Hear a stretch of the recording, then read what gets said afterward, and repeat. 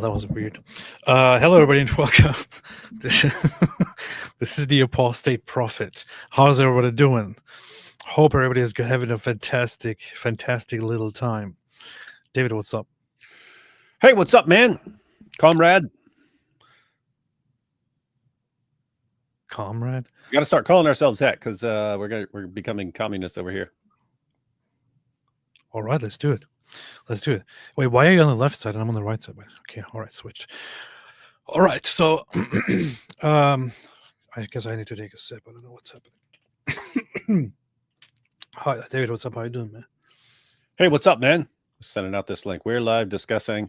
I keep saying the mayor. He's not the mayor yet, though. No, that's the thing. I wanted to talk about that as well tonight before talking about all the other stuff. There are lots of people right now thinking that this guy, Mamdani, is elected to be the mayor of New York City. That's not the case yet. Not yet. Not quite. He's the Democratic nominee, which would make him sort of landslide favorite to be the next mayor because they're not going to vote for a Republican. With that said, why did you mute yourself, man? What?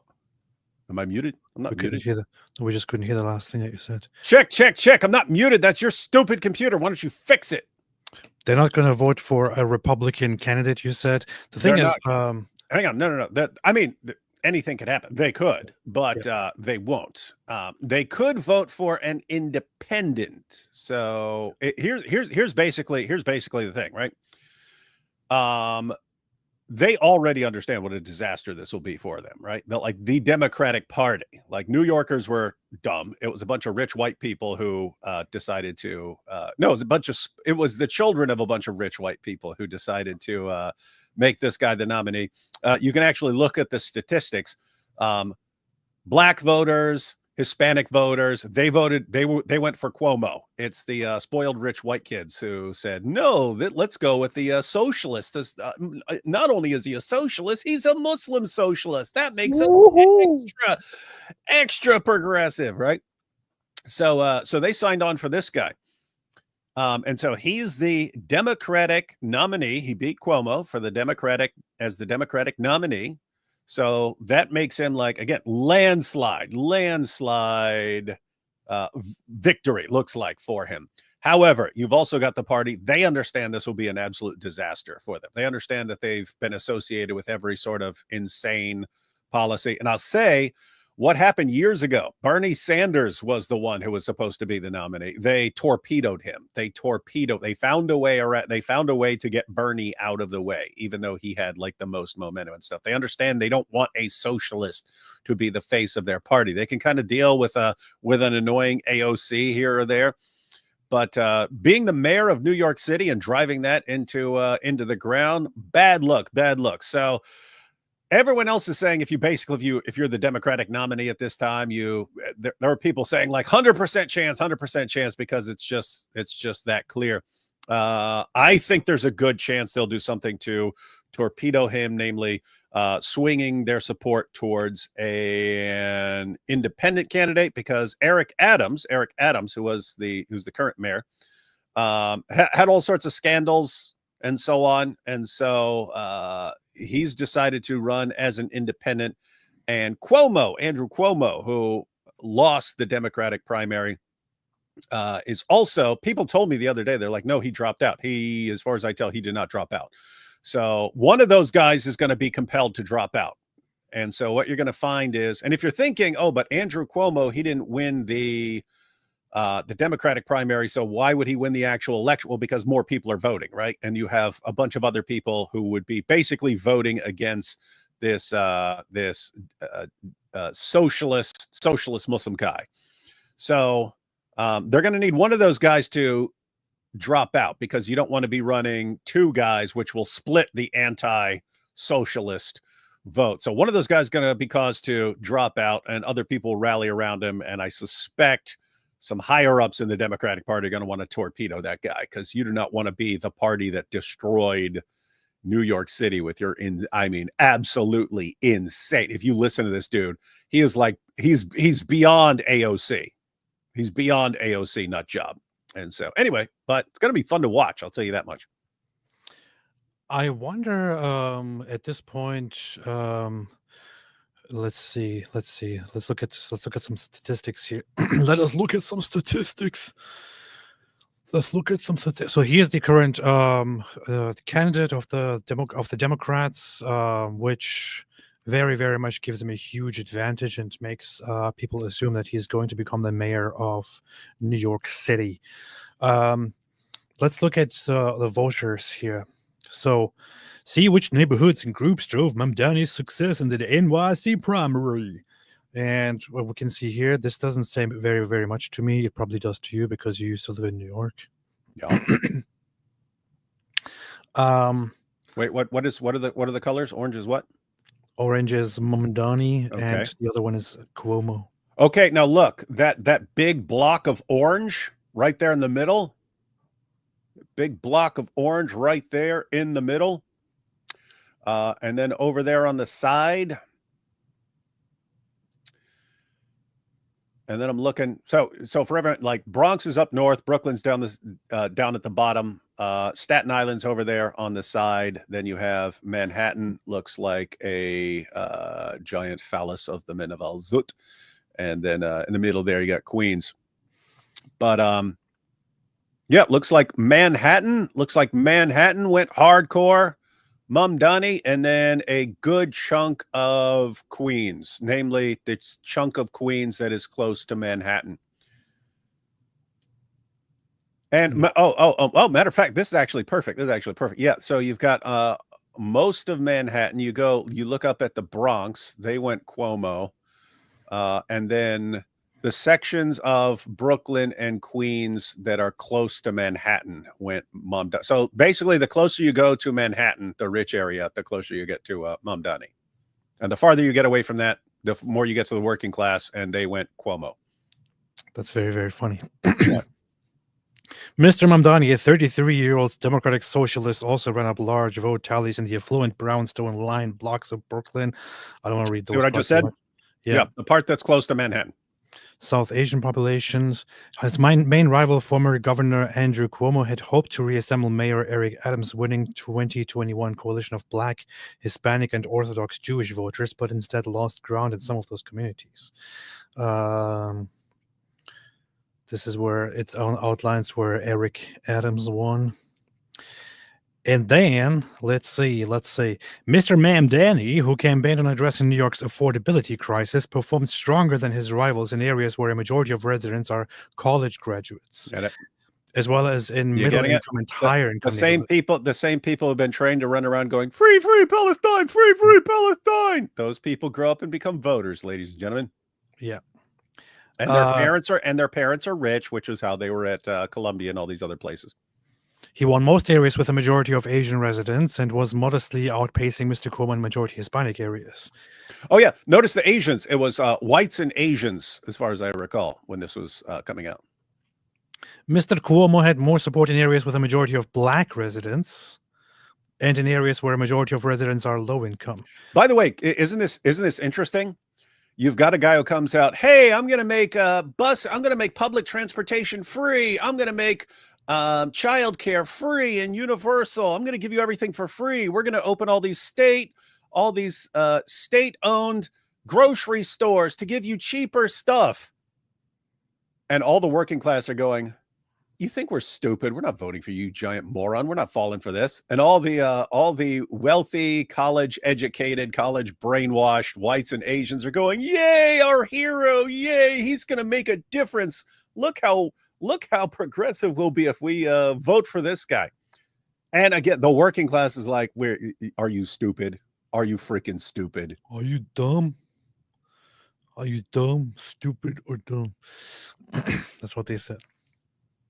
There were some exceptions, most notably Mr. Cuomo's strong performance on the Upper West and East Sides in Manhattan, where Mamdani struggled to win over an older, wealthier electorate, which includes a sizable segment of Jewish voters. Yeah, see that? It's the older. It's interesting how these things line up. The older people, they're not falling for it. It's the young, wealthy people from wealthy families and college educated people. In other words, people who just got out of the free Palestine campuses. They're all going from Mamdani. Isn't Israel a big thing in New York, like annually or something, like to There's an Israel stand? Day parade. There's an Israel Day parade. This is very funny, man. What? There's also dude. People don't realize you've got about 1 million Jews who live in the 5 boroughs. So if you add up all the Jews that live in the 5 boroughs, I think like half of them are in Brooklyn. I think like half of them are in Brooklyn. But you've got 1 million Jews basically in the 5 boroughs. That is a huge, huge Jewish population. In fact, I think it's either the biggest Jewish population outside of Tel Aviv, or if you just take like the city itself and not include like the suburbs around it, I think New York may have the highest Jewish population and even higher Jewish population than Tel Aviv. Nice. Now here, Mamdani, higher income residents, he wins them. Middle income residents, lower income residents, he loses. Cuomo wins. More white Catch that? Lower residents vote for income. him. Those are the people Yeah. he's supposedly helping. I'm here to help you, lower income people, and they're going, yeah, we don't trust you. We think you're full of it. Most black people clearly vote for Cuomo and not for that guy. Asians and white people vote for him. Huh. That's very, very interesting. Now, all of this aside, what do you think is the big problem with having such a guy elected as the mayor of New York City? I mean, it's not like it's a country. It's just a city, man. What's your problem, David? What's your problem with this guy? What's wrong with you? Well, I mean, New York City's a pretty important place to destroy. But here, let me give people the big picture of what happens, because the big picture here, there basically there are 2 political systems that don't seem to do a good job making places where people actually want to live, and that's socialism and Islam. They do a crap job of making places where people want to live, and they tend to ruin places, and then people want to get out of those places, and then they move to other places that don't have those political systems. But then what's crazy is the people who leave socialist countries or leave Muslim countries, they come to Western countries, and then they start cheering for the exact same policies of the places they fled. And when you say, hey, if you like Sharia, why didn't you stick with your place which had Sharia? And it's like, oh, but they don't do Sharia right. Here, we'll do it right. Okay, can you point to a place that where this has actually worked? No. Why do you think it's going to work here? Because we're going to do it right. And at what point do you say, okay, this is a crap system that just doesn't work? Anyway, long story short, Islam does a pretty terrible job of making places where anyone wants to live. Socialism does a pretty terrible job of making places where anyone wants to live. So the genius idea in New York is now, hey, let's combine the 2 systems that never work anywhere into one big ball.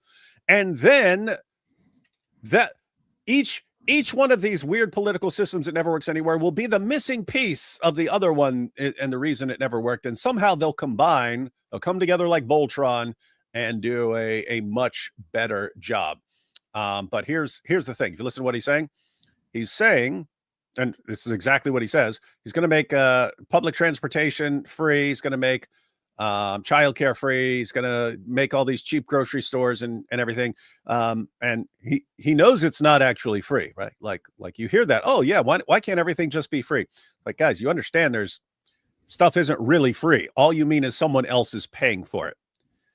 So his real message is, hey, instead of you paying for your bus, we'll make someone else pay for your bus. Instead of you paying for your child's care, we'll make someone else pay for it. And this all goes back down to these people not understanding how reality works. When you say, hey, instead of millions, so there are millions of people in New York, and over half of them use public transportation to get to work. If you say, hey, all of you millions of people who take the bus or the subway every day, we're going to make rich people pay for that instead of you, those rich people aren't going to stay around for that, right? Rich people are going to pack up their stuff and go somewhere else.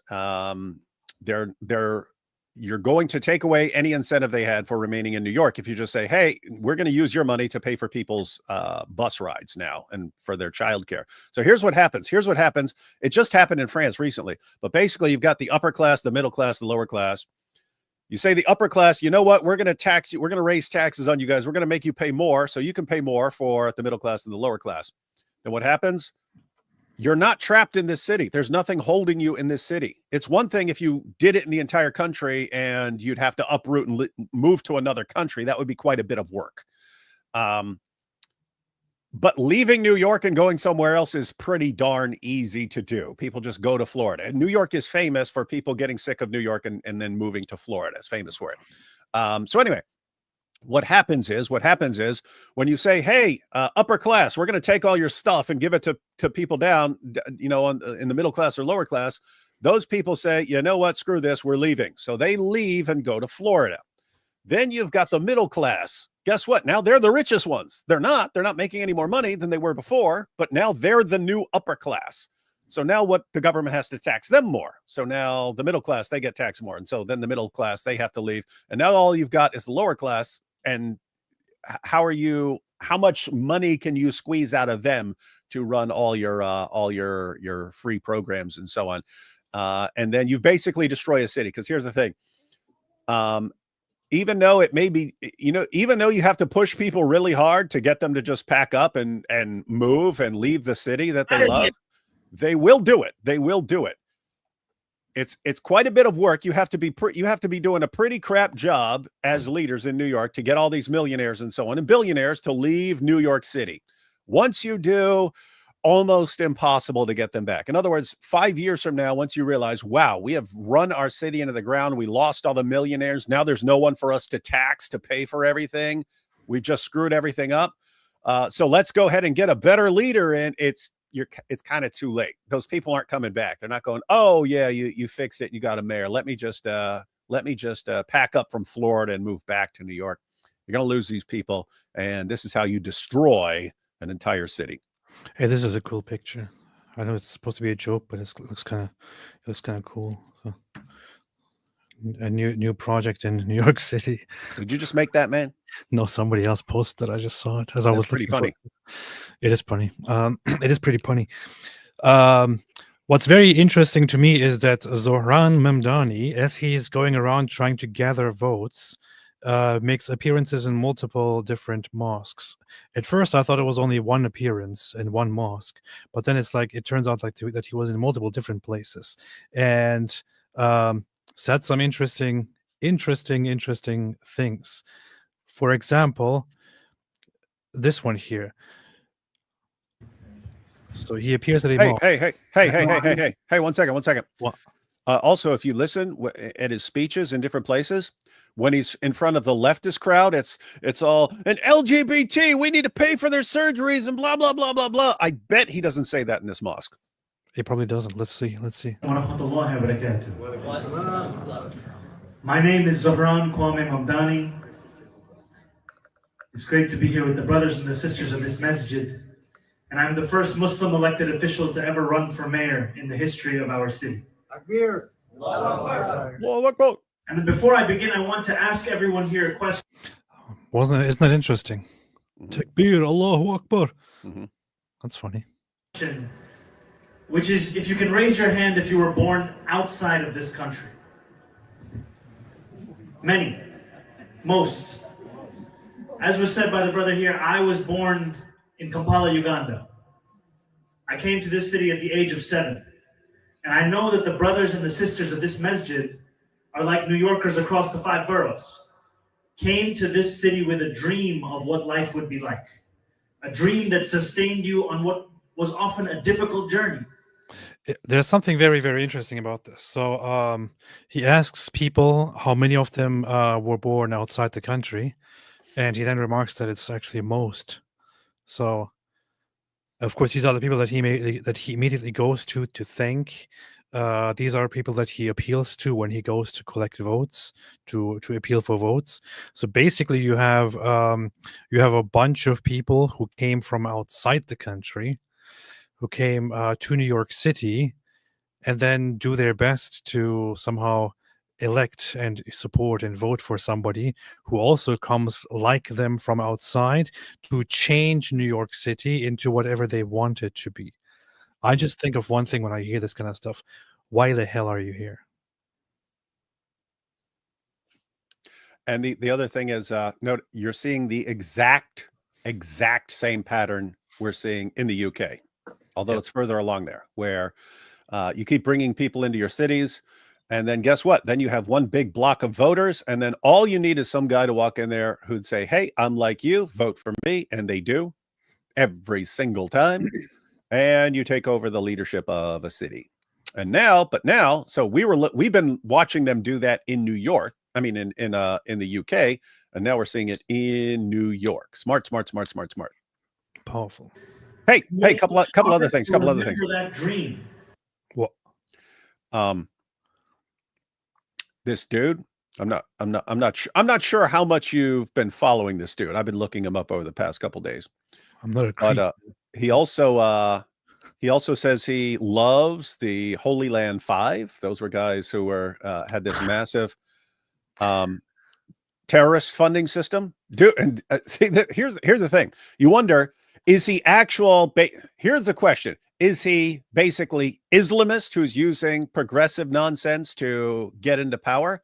Or is he progressive using his Muslim background to win the Muslim vote?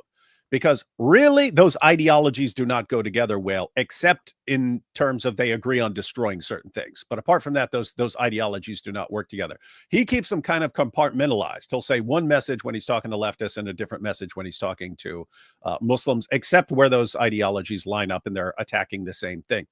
But so in favor of him being on the Islamist side. So he did in his rap career say that he loves the Holy Land Five. These were guys who had a scam for funding Hamas. It was Hamas funding scam. And what they would do is they were posting support the victims of 9/11, and then people were giving to charity, and they were sending that money to the Hamas, and they could even defend it, say, "Aha, well, Hamas, they're the real victims of all this stuff because we're always the real victims of stuff." Anyway. But think about that, right? This guy is a fan. He's a fan of guys who pretended to be raising money for New York City, pretended to be funding New York City, but actually were promoting terrorism, right? And he says he's a fan of what? Those guys who pretend to care about New Yorkers, but actually are funding the terrorists. So there's that. And the other thing, AP, is this guy is a 12er Shia. He's a 12er Shia, AP. AP, can you think of any other 12er Shias? Yeah, the Khamenei. Okay, so the leaders of Iran, those are the 12er Hezbollah. Shias. Yeah. Those are the 12er Shias. Okay. So 12er Shias are the main 12er Shias to serve as a role model would be the Ayatollah. But what did the Ayatollah do? What did the Ayatollah do? AP, was it just me, or did the Ayatollah and the leftists all agree, hey, we need to unite until we take down the Shah? Well, they were against two things. One, they were against the reigning king, that's the Shah in Iran, and they were against Western nations for different reasons. The leftists viewed them as imperialists, and the Muslims just viewed them as like the big Satan and the little Satan and things like that. But they agreed, we hate those guys. So they all aligned on the same things. Then what happened? Then the leftists and the Muslims, the 12er Shias, united in a common cause of getting rid of the Shah and taking over the government. And what happened then? The 12er Shias wiped out the leftists. So anyway, he's a 12er Shia. That would be his supreme role model. What's the supreme role model? You align yourselves with the leftists until you get rid of the current leaders, and then you wipe out the leftists. Anyway, I'm just saying. With all that said, with all that said, I have no idea what this guy believes. I'm just pointing out that's basically the case for thinking that this guy is Islamist. This is a very, very funny thing. So this is an article from 1965, and it references the Shah of Iran. And the Shah of Iran was while he was ruling, he was warning and speaking and trying to crack down on a certain unity in his own country. And some people were downplaying that. Look, progress-minded Iranians, foremost among them the Shah, have long tried to modernize and westernize Iran. These efforts are resisted by both the communists and fanatical Muslims. Oh wait, this says 1965. Yeah. Oh, so yeah, The this is Shah when it's getting himself started. last week described this as an unholy alliance between two extremist wings, black reactionaries and unpatriotic destructive Reds. What he's referring to here is the Muslims with the black flags and the black dresses, the Shia, and the socialist and communist Reds. So the communists and the fanatical Muslims who are fighting. And at this point, much of this was just speculation. Look, it says here, while there is little evidence of a formal alliance between the two forces, they certainly play into each other's hands. What happened 10 years later is that the communists and the Islamists did indeed together overthrow the Shah and turn it into an Islamic regime. The communists helped overthrow the Shah. The communists wanted to then take lead, but of course, they were just being completely stupid, useful idiots. Mhm. The Islamists, with their power, immediately took advantage of the situation and started shutting down and locking up and killing the communists, and then taking sole power for themselves and installing an Islamic regime, an Islamic republic. This is exactly what happened in Iran.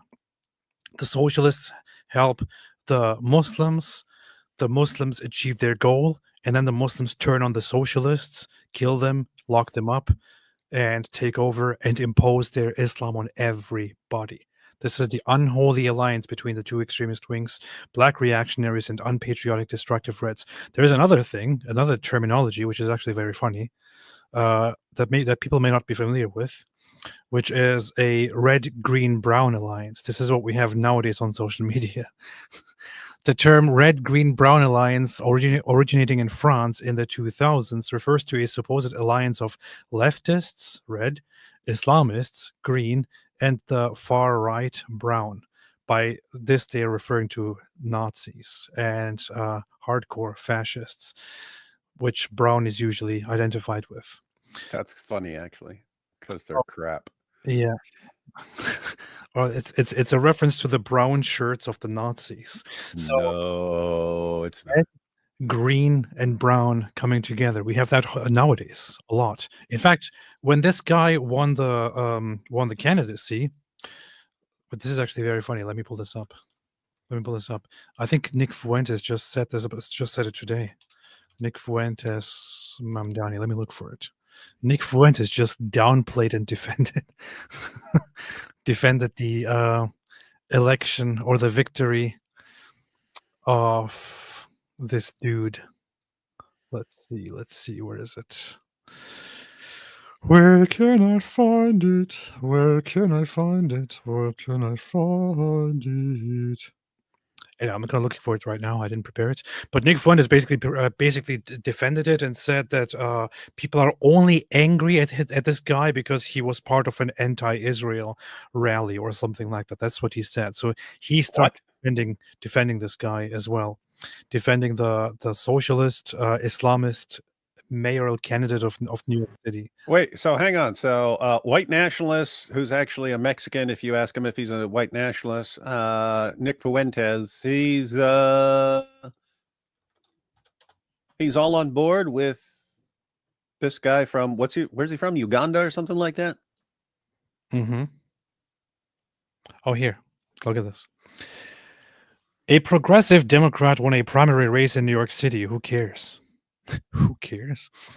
The only reason that conservatives are crashing out on Zohran Mamdani is because of that clip from the debate when he said he wasn't going to visit Israel, and everybody knows it. I've been looking at the clips. One, they seem to be loving this. They seem to be loving it, right? They seem to be pointing and going, "Oh, this is going to be hilarious." When they're complaining, again, they seem to be loving this, pointing out how insane a certain group in New York have gone, right? They do point out that he has, been shouting free Palestine and stuff, but mainly people are pointing out, wait a minute, this guy says he's gonna make everything free. He's gonna tax the crap out of the rich. He's basically AOC on steroids now, AP. and it's gonna be a horrible disaster. And they're loving it. They're loving it because they're looking at it like, guys, okay, you just got crushed in an election, right? And at every level, presidential, Senate, president, House, everything, you got crushed in every possible way the last election. What's that mean? It means you can't be doing things. You need to change something before the next election. You have to change something. So what are you going to do? You can either become more kind of centrist, or you can go even more hardcore progressive and further left and so on. And you have forces for both. You have people arguing for both. Hey, we need to quit being so insane. That's why we lost. And you have other people arguing, no, we didn't go far enough. That's why we lost. And so this is sort of this dude is the product of the people who say, we need to go further. We need to go further. And so everyone who thinks that Democrats lost the last election because they're becoming associated with insane ideas about gender politics and things like that. The people who think that that's why the Democrats lost, they're loving this guy because they're like, oh, you're going to torpedo an entire city. And we get to point and say, you see what their policies do. This is why you need to vote for us. Yeah, let's see. When you have to spend each and every day worrying if you have enough money to pay your rent, to pay your mortgage bill, to pay your Con Edison or your water bill, your childcare or your groceries, or even your Metro card. And I think about the words of Prophet Muhammad sallallahu alaihi wasallam, who instructed us to make things easier. Do not make them more difficult. Spread glad tidings. And I announced this race on October 23rd, where we began the campaign to become the next mayor of this city. Pretty generic, wasn't it? Living up to those words. A campaign to make this city affordable once again, to make it such that every New Yorker could afford their rent, could afford to ride the bus, could afford to raise a family. And we had an event where we had about 200 people in Long Island City. And a brother of mine, Assad, he was there, he took a photo, he shared it on social media. He said, Alhamdulillah, the first Muslim elected official to run for mayor. Alhamdulillah. And a member of the New York Post responded. He said, is it true they did not allow pagers into the event? And what he was referring to was Israel's blowing up of thousands of pagers across Lebanon, killing scores of Lebanese. Start crying, dude. Start crying, dude. Start crying. This is the cue. Fatima, who picked up her father's pager in an act of love and lost her life. And we know that to be Muslim in public life in this city and in this country is to face these kinds of responses, to be called a terrorist no matter where it is where you go. Hey, pause. Hang on. I know that what our community wants. Just think about the irony here. It's the same thing we see from Ilhan Omar, right? This is a guy who moved. He's only been a citizen for 7 years. I don't know when he moved here before that, but he's been a citizen for 7 years. And he's about to become the mayor of New York City. And half the time he's talking about what a victim he is. Yeah. Isn't that amazing? Yeah. My family moved here. My dad's like a college professor. My mom's a movie producer. I've had a silver spoon in my mouth my entire life. And I'm about to become mayor of New York. Vote for me. I'm such a victim. Please sympathize with me. Poor me. Yeah. Isn't it amazing? I mean, it's amazing. It's same thing with Ilhan Omar. I mean, she was like in a refugee camp or something like that. She comes to the United States. She becomes a congresswoman, a millionaire, and all she complains about is what a victim she is, and how horribly immigrants and Muslims are treated here in the United States. Who are victims? People in Muslim countries, non-Muslims in Muslim countries. Those people are victims. However, so David just talked about something else. I kind of I am not patient enough to wait to reveal this, but so David just talked about how this guy Zohran Mamdani, who now talks about being a victim, and who talks about how Muslims are depicted as terrorists, had some really messed up past remarks. Now I want to bring up one thing. Simply do what these people always tell you to do and Google Holy Land 5 and Mamdani. You will have the AI here help you out and say the information about Holy Land 5 Mamdani centers around Zohran Mamdani, a politician and former rapper who included a lyric expressing love for the Holy Land 5 in one of his songs. This lyric was found in his 2017 song, Salam, refers to the leaders of the Holy Land Foundation for Relief and Development. I heard that Here's the song. thing. Pretty much the worst song I've ever heard in my entire life. Really? I Like haven't listened to it. the songs that you put out are like I talked about this with Robert. I'm not saying this because I agree with the dude or don't agree with the dude.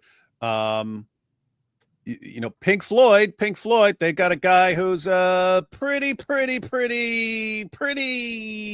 big anti-Semite and stuff.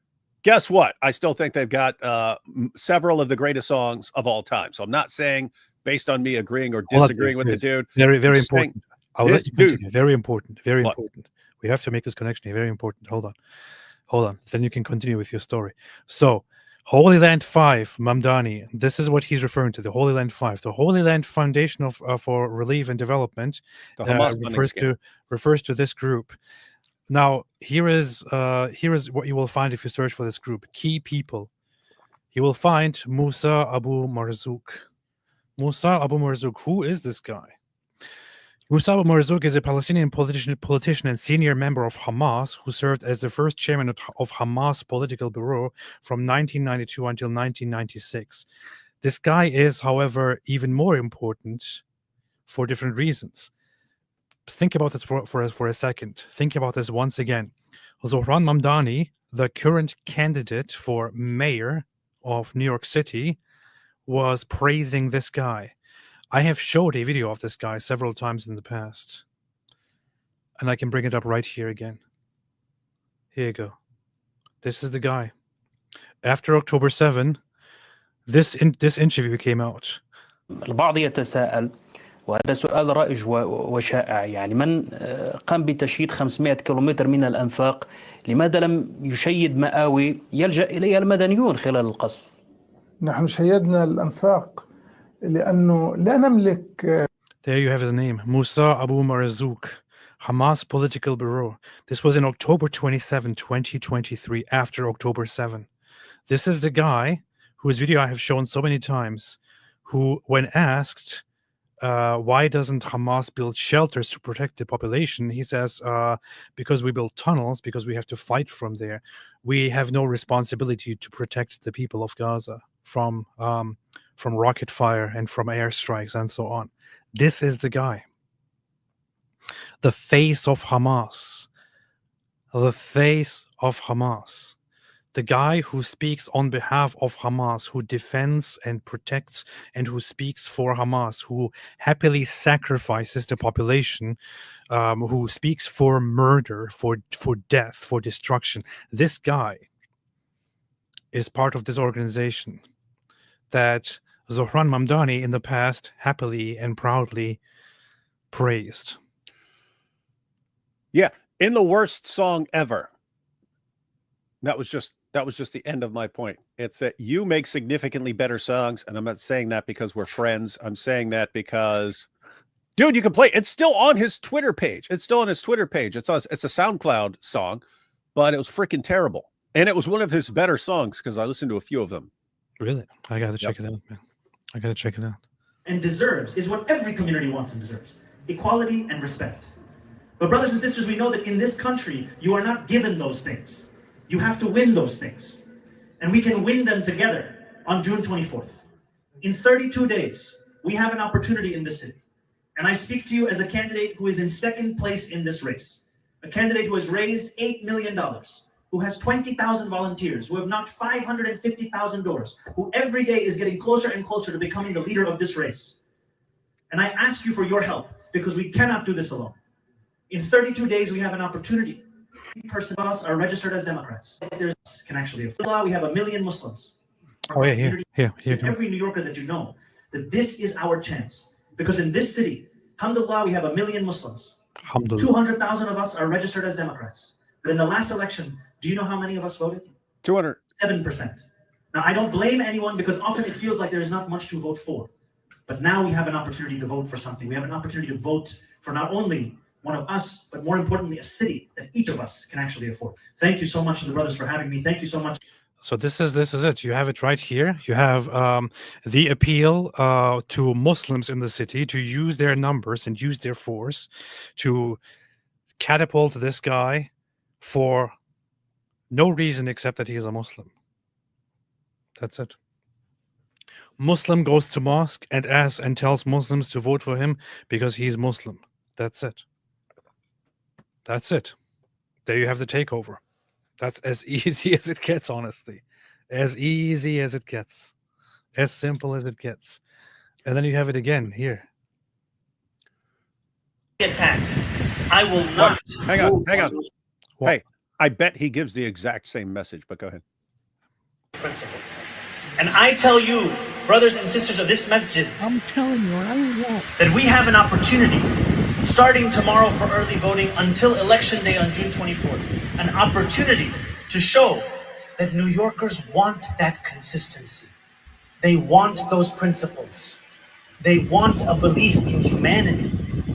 And alhamdulillah, in this city, we have 1 million Muslims. 200,000 of us are registered as Democrats. But in the last election, only 7% of us voted. Didn't he just say Now, I the will exact not same? judge anyone in our community because often it feels like there's not much Nothing to vote for. Yeah. But this year we have an opportunity. We have an opportunity. And I can tell you, I began this race at 1%, and today I am just 2% away from Andrew Cuomo. 2% away from City Hall. Allahu 2% away from making Allahu Akbar! Akbar! a new Allahu Republican billionaire Allahu $1 billion into this race to attack me. But I know that I have something they do not have, which is the support of people across this city. So I ask you to tell everyone in your life that this election is here, to tell them what's on the ballot, and to tell them that we as Muslims deserve what every other community deserves: equality and respect. You already have it. Which is why you are leading the freaking race. But we know that in this city and in this country, we are not going to be given those things. We have to win those. Why is this guy doing a selfie? Hey, look at me. The way we win them is at the ballot box. So I ask you, when you go and vote, remember, it is our What's with this caveman here, man?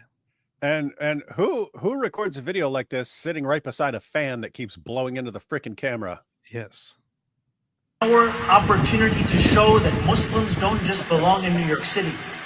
We belong in City Hall too. Thank you so much. Assalamu alaikum. Muslims don't just belong in New York City, they belong in City Hall too. Yes, and we want the kuffar coming and handing us the jizya, and we punch them in their chins.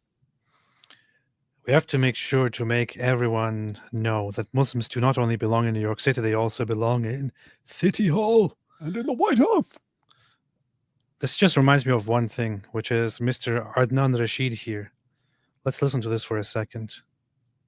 Muslims living in Britain and Muslims living in Canada, Muslims living in Australia, Muslims living in the Muslim lands. Where is your vision for the next 50 years? We can have a global vision and we can have a local vision. I believe we should have at least 3 prime ministers in the next 50 years, right? In Britain and in Canada. This is the solution. This is going towards a positive revival of the Muslim Ummah. I want to see the whole world led by a just Khalifa. And there's no shame in saying this. I don't know why this video is added to that. But yeah, this is just this is part of the plan, man. I want to take over everything and make them wear these stupid hats. What the hell is this hat even? Yeah, I don't even know what that is. Probably something cultural. Yeah. You see. Ways. Alhamdulillah, there are 1 million Muslims in this city. 200,000 of us are. What do you think it's going to say, David? It's going to say 200,000 of us are registered voters. How many? Do you know how many voted in the last election? 7%. 7%. Just 7%. Let's see. Registered to vote as Democrats. In the last election, only 7% of us voted. Whoa! How did you know, I man? will not blame anyone. Psychic, man.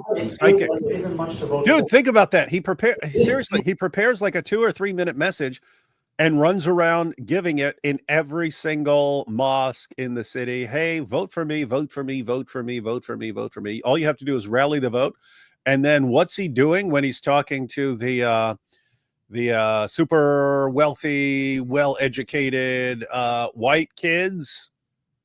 guys, we really need to be funding transgendered surgeries and stuff. They're going, oh, and I'm a Muslim too, so voting for me is like extra progressive. You're getting a vote for me is a vote for LGBT and showing that you're pro-Islam. What? Oh my goodness, I'll be the wokest person ever. June 24th, with early voting starting tomorrow, it is an opportunity for us to show that Muslims don't just belong in New York City. Where else do they belong? City Hall. Because yesterday I stood on the debate and Andrew Cuomo stood next to me.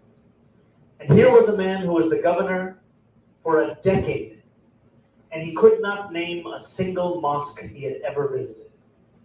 He could not name it because he does not care. Disgusting. You see, Andrew Cuomo wasn't around in the mosques. Andrew Cuomo, why didn't you go to mosques? Yes, if you had gone to one single mosque, maybe we'd be on your side, but you never did, and so we will vote for this super pro LGBTQ. You sick in the mind? Shia. You're sick. You're sick. Man. This makes me sick. Dude, it's like and this is a creepy model, but he did basically the same thing AOC did. AOC, right?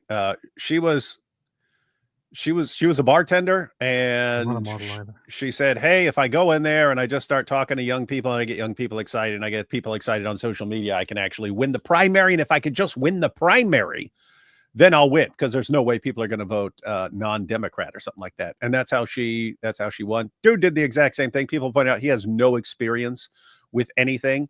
Where was it? The Atlantic or something like that. I was looking at an article. They called it like his policies like magic, right? Like he's one of these guys who thinks that everything just appears by magic and that everything works by magic. And he doesn't understand how things really work in the real world. And yet that's all it takes, right? Like, hey, I can sit here and imagine a world where all the rich people hand over all their money out of the goodness of their hearts, and they keep earning money and then handing it to other people to pay for their stuff, and they never ever resist that or change or go somewhere else. And everyone, and then, oh, by the way, I mean, he's nuts on everything. He wants to empty the prisons, defund police, take no more guns for anyone. So I don't even know what to do once your inmates flood the streets and you don't have any police and you're not allowed to have a gun to protect yourself. It seems like a recipe for everything going on. But guess what? You can make that work in your mind, right? Hey, let's defund the police, clear out our prisons, defund that entire system, and no one will have any guns, and everyone will just live in harmony. And everyone will be funded by the rich people. And we'll all just sit here, and won't that be great? See, it works in my mind. I can think it. And if I think it, that's how the world will be. And no concept of reality. That reminds me of this. I haven't watched this video, but I came across this headline several times, which says Zohran Mamdani on why he wants to empty jails. Violence is an artificial construct. I haven't seen this video and I don't know the context, so I just want to check it out right now. I do. I think people are misusing this, to be fair, but go ahead. Oftentimes, we've even found as legislators, when we go into these courts, the term violent crime is even used when people are stealing packages. Violent crime is even used when people are accused of burglary and there happens to be a housing unit in that same dwelling. So violence is an artificial construction. And we have to be very clear that what is happening here with these district attorneys, that is violence. That is violence at the highest degree. We have So there, it sounded like he was criticizing certain crimes being counted as violent felonies as far as getting you locked up when they're not actually violent. You're not actually hurting anyone, and so that would be a fair point. There's a huge difference between robbing someone and beating the crap out of them while you're doing it and stealing a package. So if those are, I don't know that he's correct in saying that, but if stealing a package is actually counted as a violent crime for prosecution purposes, I would agree that's screwed up. But what was his conclusion? It's, well, therefore, if you could just call anything violence, then it's just a social construct. And we'll say that what these guys are doing here in the government is violence. And then the crowd cheered. So anyway, creepy stuff. Powerful. We need to stand for election. We need to take charge of our country. If we don't do something, these seculars, these liberals are going to come. So they started giving fatwas. One of the most famous, one amongst them said, I used to say that democracy is haram. Now I say participation in democracy is our jihad. That's our jihad. We're going to fight not through the bullets, but the ballots. He literally made that phrase in Arabic. That's going to be our jihad, going to the polls and making sure that we win. What is your duty? My jihad is elections. My jihad is Islamization through elections. Beautiful. As a member of the Ummah, now that you are also an American, it is our physical jihad duty to fight the entire earth until we enter it into the Ummah. Powerful, powerful, powerful. So here you have it. I think that Mamdani is doing a perfect job in pursuing just that goal. And here's the thing. I don't know how bad he is. I know he's a democratic socialist. It's very, very extremely wild to just envision, to just think of the idea that a democratic socialist or any kind of socialist goes and takes over a city that is like the heart of capitalism. I don't know. I can't think of a greater example for capitalism except New York City. Yep. And here you have a democratic socialist who is an anti-capitalist come and take charge of that city. And he says he is. He says he's against capitalism and so on. But I mean, think about that. That was the idea behind attacking the World Trade Center, right? We will attack the heart of your capitalist nation and so on. We'll attack you at the very heart. And then 2.5 decades later, we've got, hey, let me finish the job. Let me finish the job we started. It would be funny if New York in no time turned out like Detroit. You know? That'd be very cool. That's what you get. People don't realize. I mean, go to Detroit. It is a horrible crap hole. They were the heart of two. Not you're extremely lucky if you get one. They were the center of two massive industries. That was the center of the music industry, and that was the center of the auto industry. And they screwed it both up. They screwed both of those things up. And now it looks like you're in a third world country if you're there. It's a funny thing. Like people who are a little bit older might remember that Detroit was not just in America but around the world a popular reference. You know, Detroit was a known city. It's a Motown, man. Because it was a heart of great business, of great success. Nowadays, it's a complete third world country. And people don't realize how terrible it is. I used to fly into Detroit to do stuff in Dearborn and to do stuff with ABN and stuff like that. And so I was going there multiple times per year, and it is like you have actual like ghost towns there. You have all these buildings, they're all boarded up and stuff, like entire cities. You take a wrong turn and you go, and all you get is mile after mile after mile of boarded up houses and boarded up buildings and stuff like that because people left. I'm sorry for you, Michael Feldman. All right. So this is the issue. This is the problem that we have. Zohran Mamdani is both he both identifies with his Muslim stuff a lot, with his Islamic stuff a lot. He has a past of praising Islamic terrorists. He goes and tries to appeal to Islamists, tries to appeal to Muslims to get more votes, tries to use the Muslim bloc that is mostly imported in order to get to power, wants to make Islam a primary thing. It's also quite funny. Wait, what is this? Here. Like, I saw this speech earlier, and I'm just thinking to myself, dude, what in the world does this have to do with New York City? I've had the pleasure of visiting Pakistan once. I went to Lahore, to Karachi, to Islamabad. And it is a beautiful day to see the vibrancy of those cities, of that country, here with us today in Albany. Because for far too long, the story of Pakistanis has been told by others. And it's a story that has not embraced the full humanity of Pakistani people.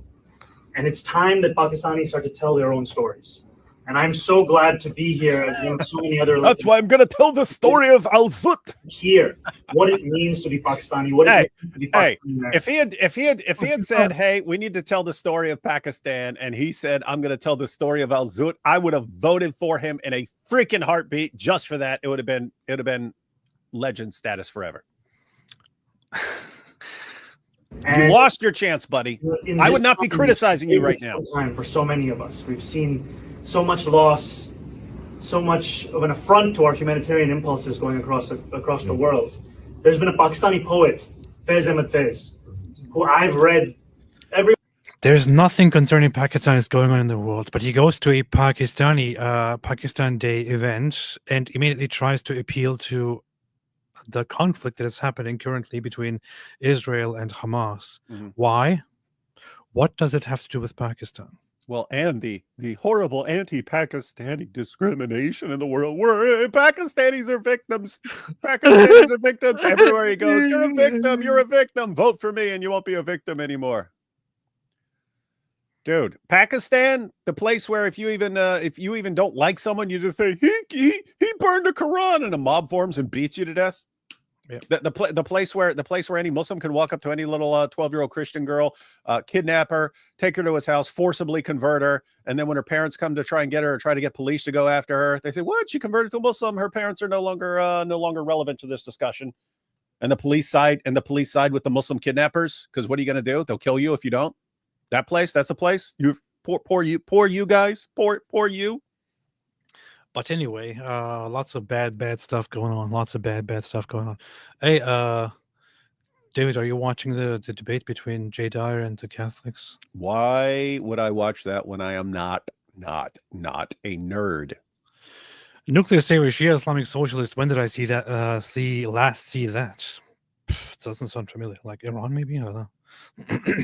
Upper Baker, IP, I watched your video. I watched your interview with Matt Fradd. It wasn't excellent. It was excellent. You spoke honestly, articulately, and passionately. I like your rosary story. Bravo. Sometimes I wonder if this is my fake account that I'm making these super chats. Yeah, could totally be true. Holy Joe, the Islamization of New York begins. Also, have you heard of Majmu al-Zawaid in 2999? So horrible it speaks for itself. No. What is this? What is this? David is looking up as we speak. What is this? I don't know. You just took it off the screen, so I can't finish typing in the reference. Majmu al-Zawaid 2999. Is it a Shia thing? What is this? So it comes up as disgusting hadith in Shia chat. Oh. Yeah. Oh, no. That's a famous one. That's a famous one. No, I've seen that a million times. I didn't know what the reference was. I think there are multiple references. But that's I saw the Messenger of Allah putting Hussein's legs apart and kissing his little penis. Oh, cool. Do you know anything about the authenticity of that? Is that like just one that goes around and comes around? I'm pretty sure it's authentic. I've seen it enough to. Powerful, beautiful. There you go. Mythological Beast says, New Yorker here. I see actual signs advertising the campaign of the individual in question. Certain pockets of NY have been taken over by Muslims. I was a little bit surprised. To find out how big of a Muslim population New York City has. It's very, very strange to me because I thought that New York City wouldn't have such a thing going on. But I'm not sure if this is correct, but New York City is estimated to have over 750,000 Muslim residents, making it the largest Muslim population in any U.S. city. This represents approximately 9% of the city's total population and about 22.3% of all Muslims in the United States, according to Wikipedia. You get it? Almost a quarter of U.S. Muslims are all in one place. But 9% of the city's total population are Muslims in New York City? I didn't know this, man. This almost sounds like a European city. It's similar. It's similar in that you go to certain areas and it'll be All Muslims, usually of like some background. Like you'll go to like an Egyptian area, stuff like that. Then you go to another area and it's like Pakistani area and stuff. The West is just beautiful like that. Mariam Rayat says, according to my calculations, the Al Zud video will reach 1 million between 16-20 July, but if it will keep declining by 7.4, it will only reach 9777623. This is the most beautiful calculation I've seen in my entire life. That's the thing. It's never just gonna end at a number. Nice. Even if it slows down, it'll just take longer. David Wood, what's your favorite NYC borough? Bronx. Why? Cause I don't know. I lived in the Bronx. It's pretty cool, man. You got all kinds of stuff, man. You got Yankee Stadium. You got like, apart from Central Park, Manhattan's just like all buildings, whereas the Bronx still, you still have like trees and stuff like that. At least where I was. I don't know. Bronx is cool. Queens is pretty cool. It would go in order. It would go. Bronx is my favorite. Queens is next. Then Brooklyn. Then Manhattan. Then Staten Island. Powerful. Hey, did you see 50 Cent made a posted something about Mamdani? I don't know if you've seen that. Nope, did not see it. He said Nazi.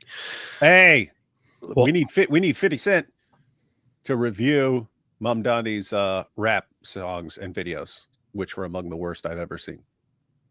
That's funny. Wait, where's that post? I can't find it now. The heck? You see, the Jews took it down. The Jews deleted it. Jews. What is going on with this guy's Instagram page, man? It's just a bunch of AI pictures and stuff. But anyway, he posted something like, I gave him this much money to deport himself or something like that. Let's see.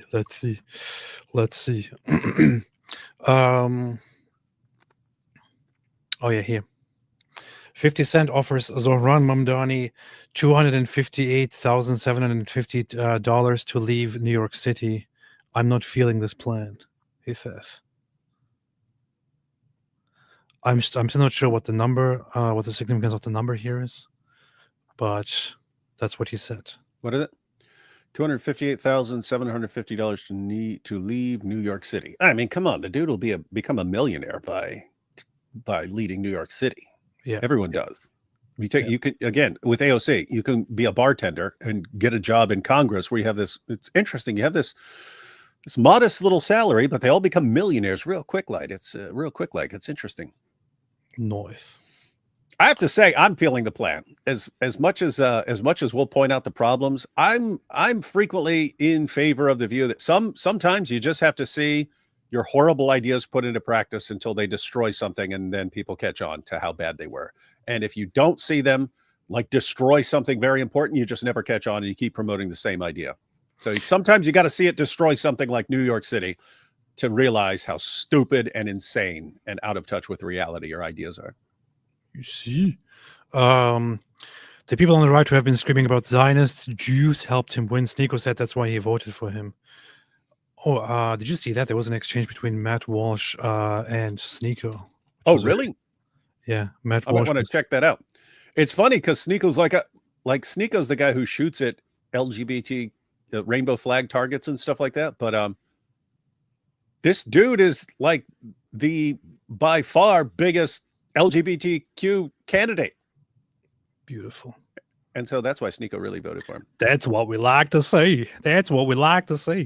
So here we have this Matt Walsh attacking Sneeko very rudely and Islamophobically. So Matt Walsh says this dude has the IQ of a pancake.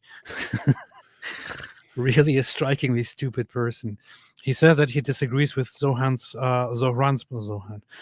platform, yet he agrees with his vision for the city, which is somehow distinct from his platform, apparently. Then he calls Zohran a real New Yorker, even though the guy's from Uganda and has only been a citizen for like 6 years. Just totally incoherent. Let's see. Well, no one accused Sneeko of being super. I'm very excited to see what Zohran does in the next coming months. It's like the most controversial subject on X, on Twitter right now.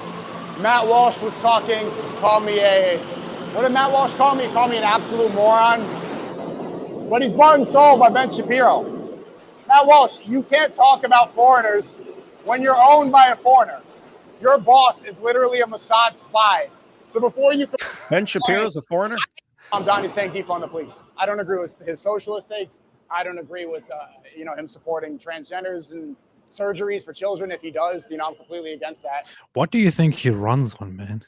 He runs based on the socialist ideas and based on these things that he wants to fund. Listen to what Why are you Sneeko just supporting said. him, you Listen to what idiot? Sneeko just said. He just said, "I don't agree with any of these guys' policies, but if he's pro free Palestine, then I don't care what his policies are. I'll go with him." Oh wait, I just searched Matt Walsh's profile for a moron and found this. He's an anti-American foreigner who wants to castrate children with tax money. You absolute moron. That's what. Let me see the original. Donnie, it's not over yet, but it's looking like he won the mayoral race in New York City. We were all over every borough today, seeing people super excited to go out and vote. I supported him because he's the only non-Zionist candidate on that stage. I thought you needed to be bought and sold, but people are energetic. People are tired of the Zionism, and I'm excited to see what he's got. I'm not a socialist myself. I don't want everyone to be a communist getting free stuff, but I think he has some cool ideas. Hopefully, he can do the best. What cool ideas? All of his ideas, all of his ideas are socialist ideas combined with a bunch of LGBTQ stuff, which you hate, Sneeko.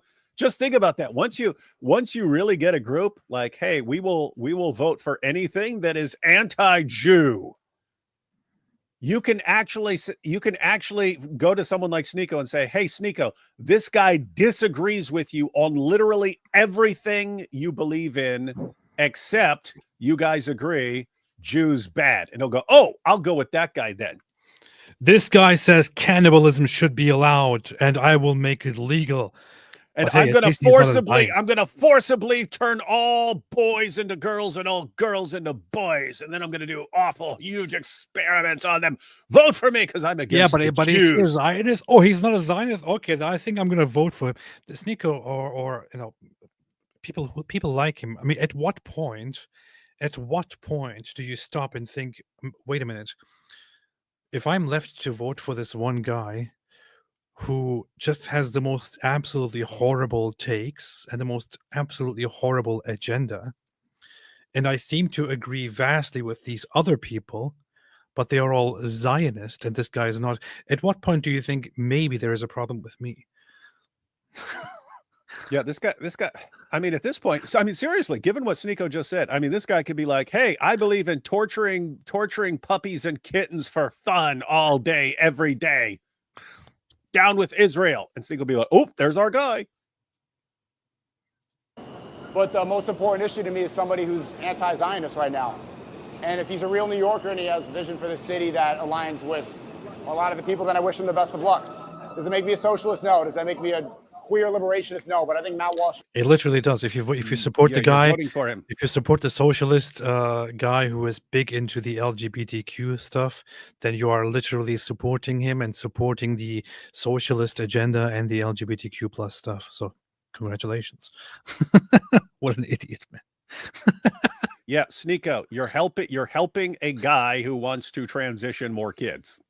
You help that guy take over. You're helping that guy take over one of the most important cities on the planet.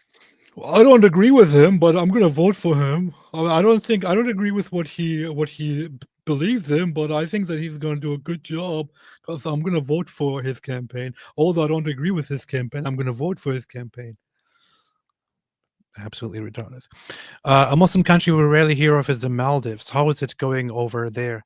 The Maldives is a very, very funny example of a country.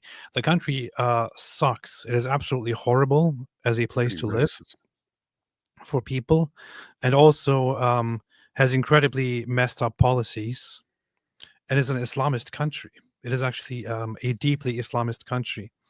However, it has tourist resorts, tourist areas where the laws of the country generally do not apply. But lots of people experience this whole thing where they go to the Maldives to, on vacation.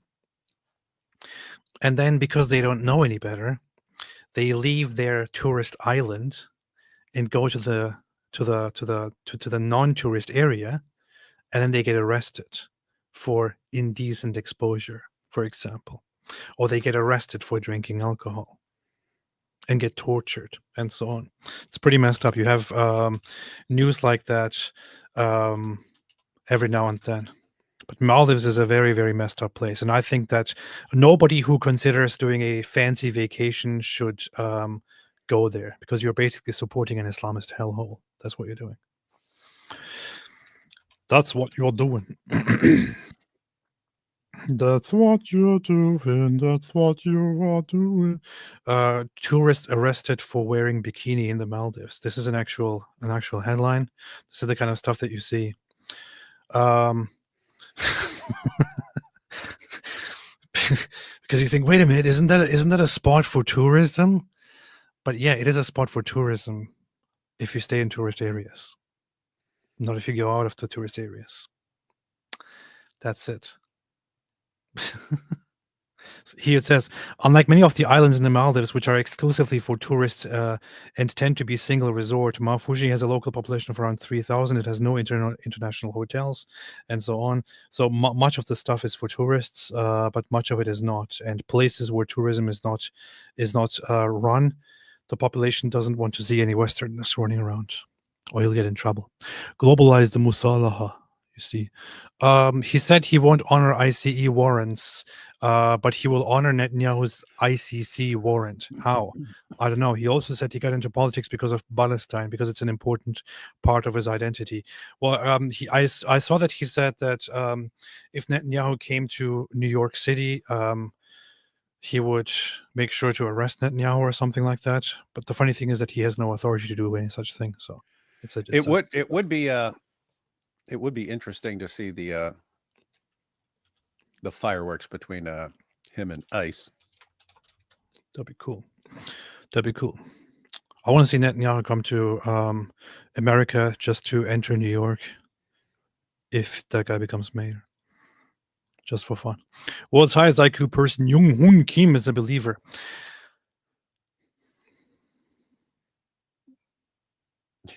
Yeah.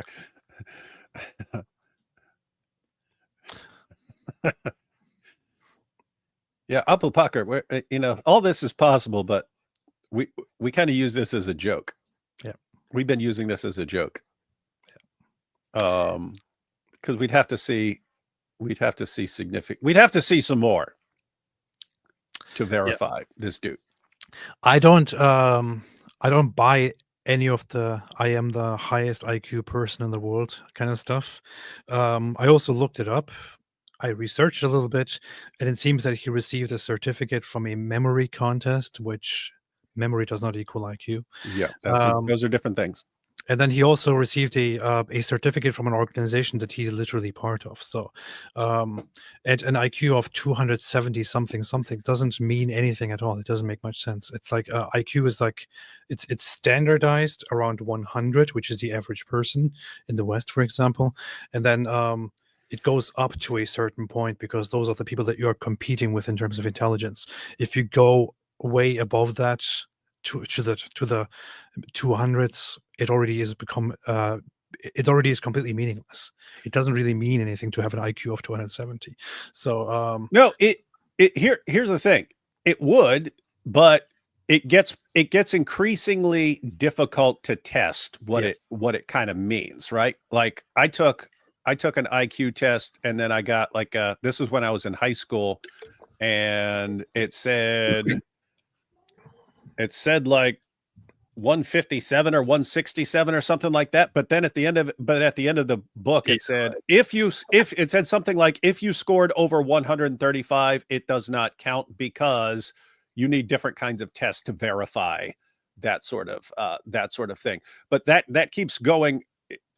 You start running into tests that don't, like, other normal people wouldn't. It's hard to rate you based on other people because they need to come up with entirely different ways of testing you on various things and so on. So anyway, my only point is you need to see like Mensa and a couple of other organizations testing this dude, and okay, here's our criteria, and we tested him and he scored this, and this other organization, high IQ, Prometheus, organization or something like tests them, and they conclude, and you'd have to do it like that. Not, hey, here's my certificate from my memory contest or something. Anyway, with that said, I kind of think it's funny. That's why people have been running with it. Like the smartest guy in the world says Jesus is God. Yeah, show me his Mensa certificate, and I'll believe him. And just so everyone knows, he could actually do that. He could actually go and be tested by these other organizations, and that would kind of settle it. But so far, I could tell he's not. Yeah, he just starts every post with as the world's highest IQ record holder, which is kind of lame. Which that's kind of what makes it look like it's a gimmick or something, right? That constant. And it's and by the way, if you look back through his posts, for a couple months he was trying to get Elon Musk's attention, even by like praising everything Elon Musk's mom said, and then he went on the like Trump train for a while, and then like a month ago he is, as the highest IQ holder, I say that the Bible's the word of God, Jesus is God. Like I mean, I'm just checking it right now, and as we are speaking, here is his last tweet. As the world's highest IQ record holder, I believe President Donald Trump is the smartest president in all of human history, with an estimated IQ of 200. I mean, this has to be a joke at this point. Maybe he's trying to do this to check the IQ of people who read his tweets. I don't know. Yeah, and I would say you had some smart, especially early on. You had some smart people. I'm talking people that knew Latin and Greek and were reading the classics and reading Plato's dialogues in Greek and so on. And these guys became leaders in the early U.S. I would be surprised if Donald Trump is the smartest. Yeah, and you would have to see some certificates or something for that. Comic Nut AP, just rewatching your video with Matt Fred. I loved your whole thing about those arguments didn't work for you because it was the same for me. I need to feel the Holy Spirit myself. Also, David, how you can learn to feel God can do it, huh? What I learned to feel. Yeah. Hey! I just looked it up. I just looked up smartest presidents. John Adams, number one. That's funny because that's who I was thinking of. I didn't know, like, I don't know if they're basing this on IQ or something, but I was thinking John Adams. I remember like the brilliant scholars. Thomas Jefferson, definitely would have put him top 5. 3, John F. Kennedy. That's a surprising one to someone. I forget what it was, that he could read like 16,000 words a minute. His briefing every morning would be someone would go in ahead of him and lay out some of the world's main newspapers around this giant table. And he would just walk around. He could read it. He could apparently read faster than you could turn a page. But they would lay out all the top newspapers in the world on this big table, and he would just walk around the table and learn everything that's going on in the world. But yep, total pervert, but super smart. Why are you calling him pervert, man?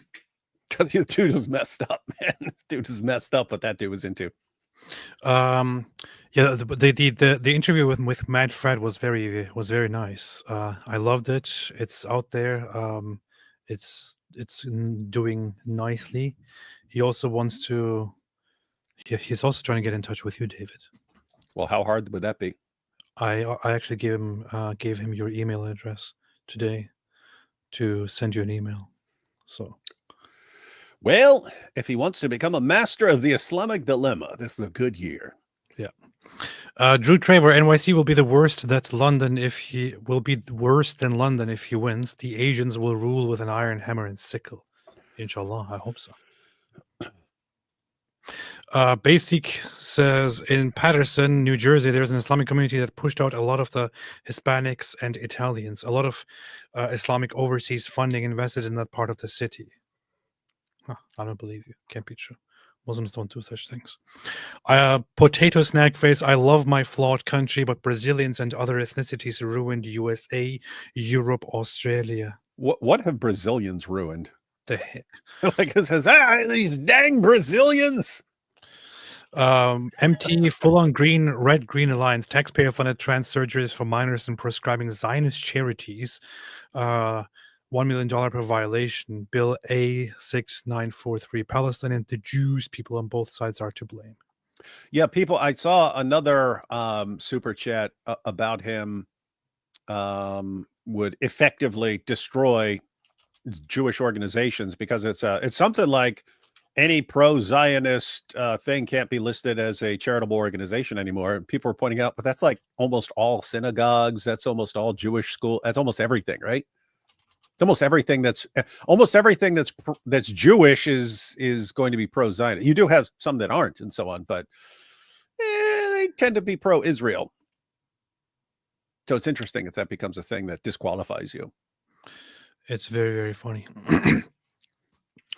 When you just mentioned the Kennedy IQ or something, there was a very weird thing that I witnessed when I was in the military in Turkey, where they actually admitted this little kid.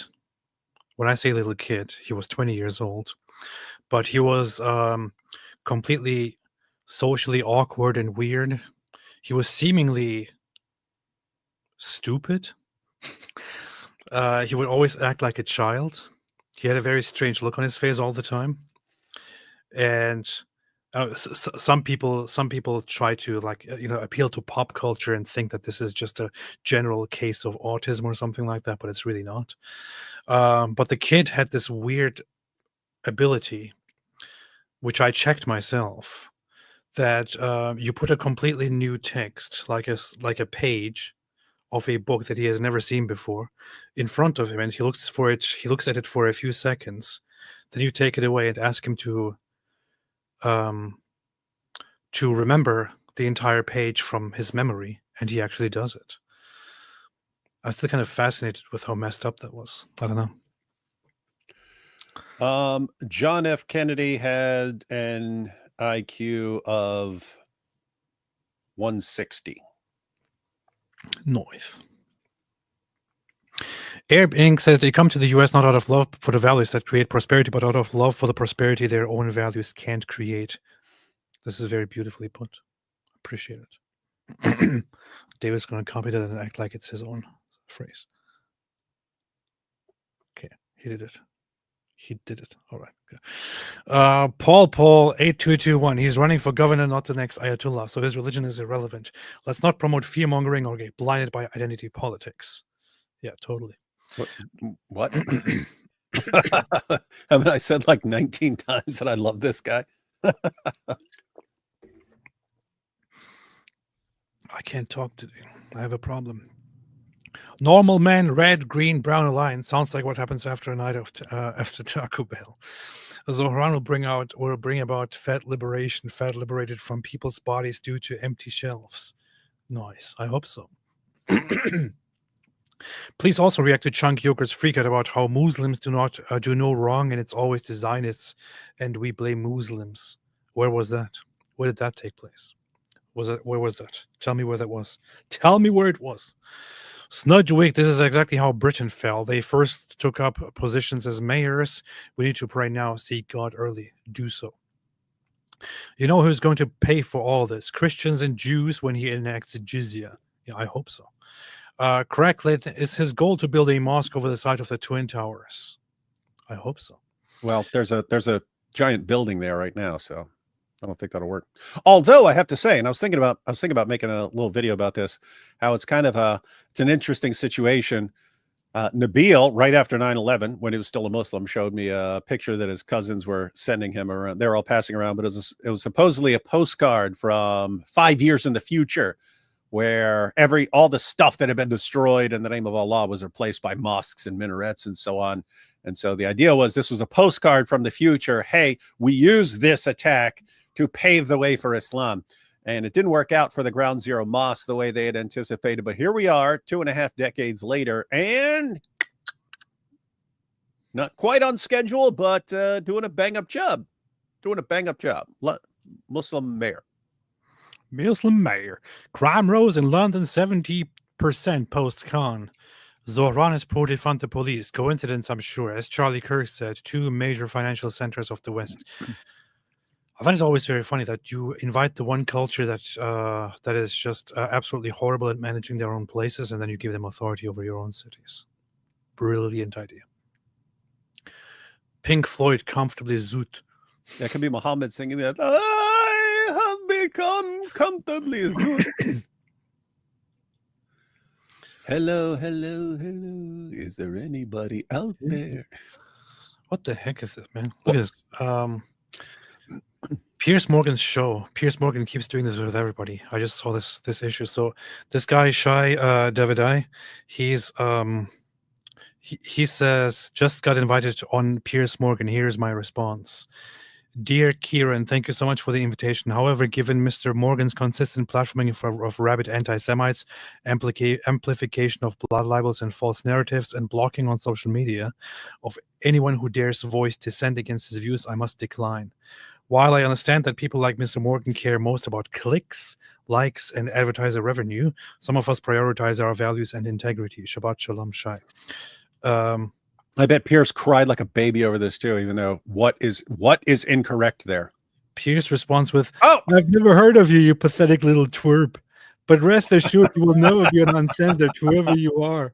That's funny. I was right. That's what imagine that though, because it's similar to Islam. It's like we do all this stuff to you, and when you go, "Oh, I don't want to have anything. I don't want anything to do with that." You go, "Oh, I can't believe it.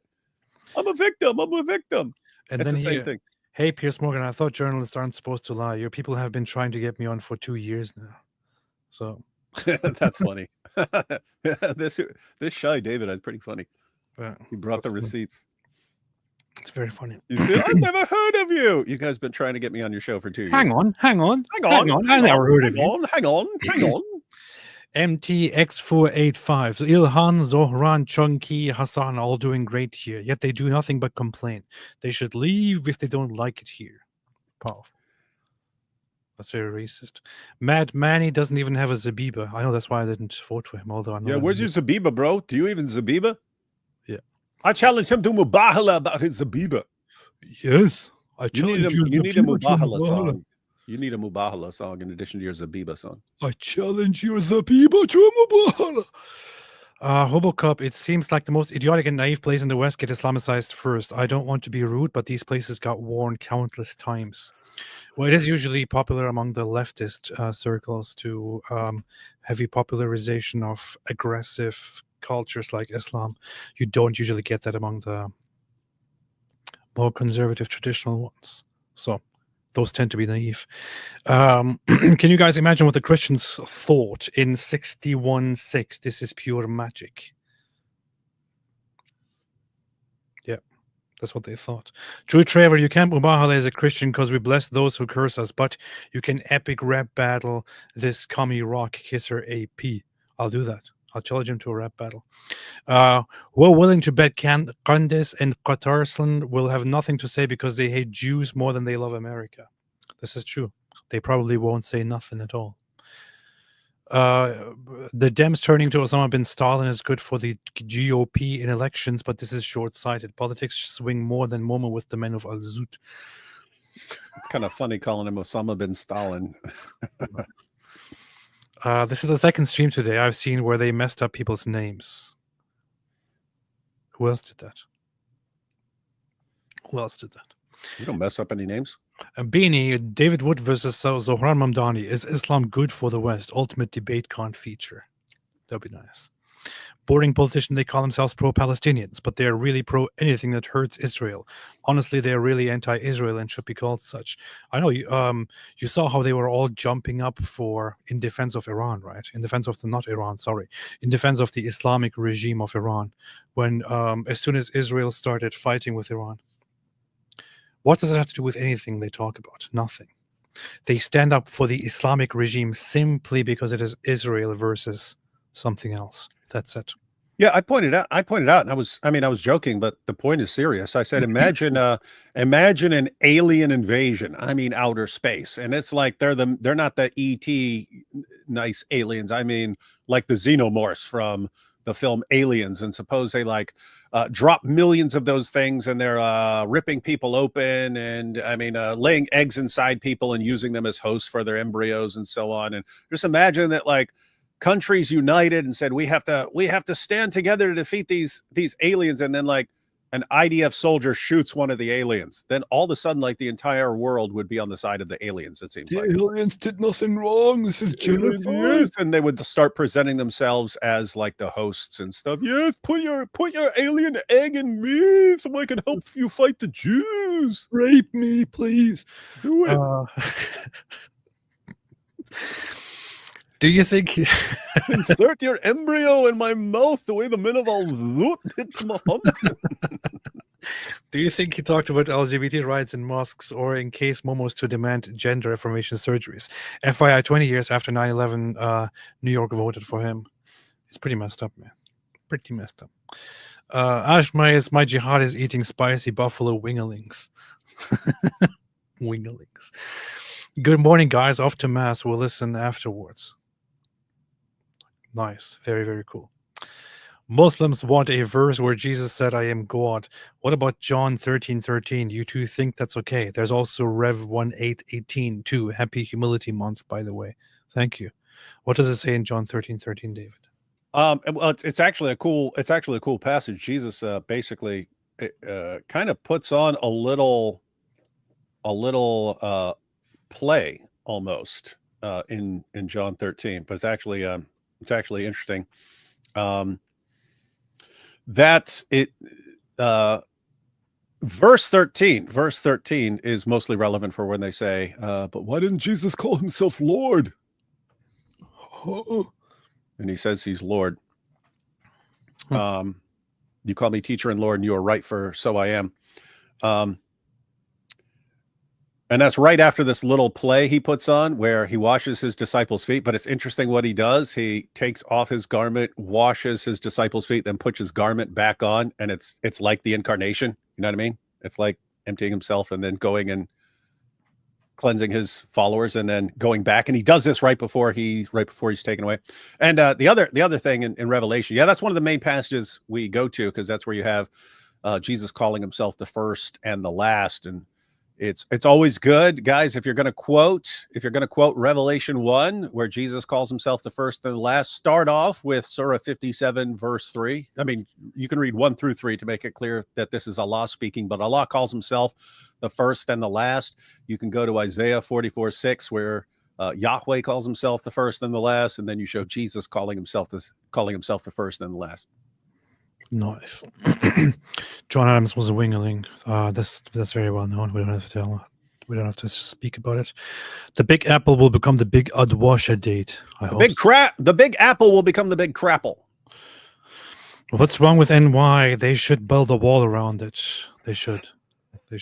That's the movie. David, when did you know AP would become Christian? Never actually knew, but I suspected all along. Suspected I was a secret Christian. Cheerful Turtle Girl says, I've been sharing pro-Israel stuff on Pinterest. There are a lot of pro-Hamas Gen Z on there. Nice. I keep telling them about Momo and Sahih Muslim 2922. Very, very nice. Very, very good. The Bronx Bombers used to refer to the Yankees.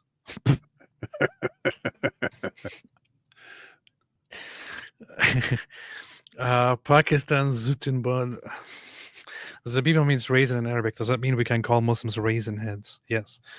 I eat a hummus only if they have zabibas. I eat a hummus place. Now I have explosive diet. Good. Very, very nice. Astoria is the epicenter of Islam in NYC. It is in Queens, just across the river from Midtown. Very, very cool. I hope it grows more. I hope NYC that's like a nice area. Islamic Astoria is like a nice area. Oh, no, I have to say, hey, in Astoria, that's like places where if you're driving around that time and stuff, that's where they're like blocking roads and stuff, not with the prayers, but like in areas around mosques, they'll just use the surrounding streets as like parking lots and stuff like that. So roads are actually blocked during prayer times in certain areas of Queens. Does my family's life matter? The Young Turks video title. Nice. I'll check it out. Does my family... What kind of a title is that? Family's life matter. TYT. Does my family's life matter? Cenk Uygur goes nuclear. The funny thing is that they're acting like... so they put it in the title. Cenk Uygur goes nuclear. but nobody actually people make fun of him for doing this, but they actually think it's cool.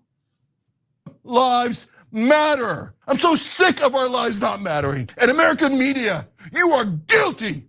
You're the ones who got the whole country, my whole life, to hate me, to hate my Muslim family, to hate all Muslims across the world. You're the sick sons of bitches that called us terrorists. Does my life matter? Does my life matter? Does my family's life matter? Why is he always sweating? Get a freaking air conditioner, and I will be eternally grateful to you, Chunk Yogurt. Just get a freaking air conditioner so you don't perpetually look like you're dripping sweat. You're literally running a very, very popular. Yeah, it's the same thing. It's the same thing. This dude has become a millionaire on whining about America online. You just got a Muslim who wins the Democratic nomination for mayor of New York. Everyone hates us, and they all let me complain about Jews all day. I don't know if the information is true, but it says that Cenk Uygur has an estimated net worth of $5 million. Islamophobes want to take it all. Are you freaking kidding me, man? Is this serious?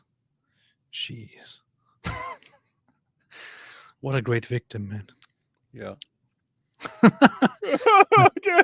sitting here. I'm a millionaire. You're persecuting me. According to other estimates, everyone. It is $10 million.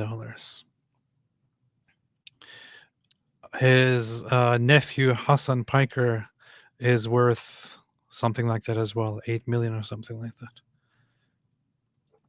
Stop oppressing these people, man. They want to be billionaires. Stop oppressing them. Stop it. You sick in the mind? Mattering. And American media, you are guilty. You're the ones who got the whole country, my whole life, to hate. Are you freaking serious, man? American media is the softest media out there. American media is the one that just that always makes sure to describe Muslim perpetrators in crimes, in terrorist acts, to describe them with in the most charitable way possible. Mm-hmm. American media is extremely dumb and usually left-leaning and naive. American media could be seen as guilty, as one of the primary guilty ones in our in the Islamization, in the takeover, in Islamic influence, in the lack of resistance against Islamic influence. And this guy wants to blame American media. It's just amazing. It's like, I have to say, it's built into even this dude's mind, and I think he's like an atheist or something. It still remains in his mind that we're all supposed to be groveling and paying jizya, and anything short of that is us being Islamophobic. Anything short of us bowing down and saying, "Here, take our jizya," or our great overlords. Anything apart from that is they're being oppressed. We're victims. I'm a victim. I don't think he's really a socialist or a communist. I think he intentionally wants to ruin NYC. Same idea as OBL. Powerful. I hope so. David once said countries will get sick of Islam eventually as the avalanche continues. What catalyst event situation do you think will trigger that? David, what do you think?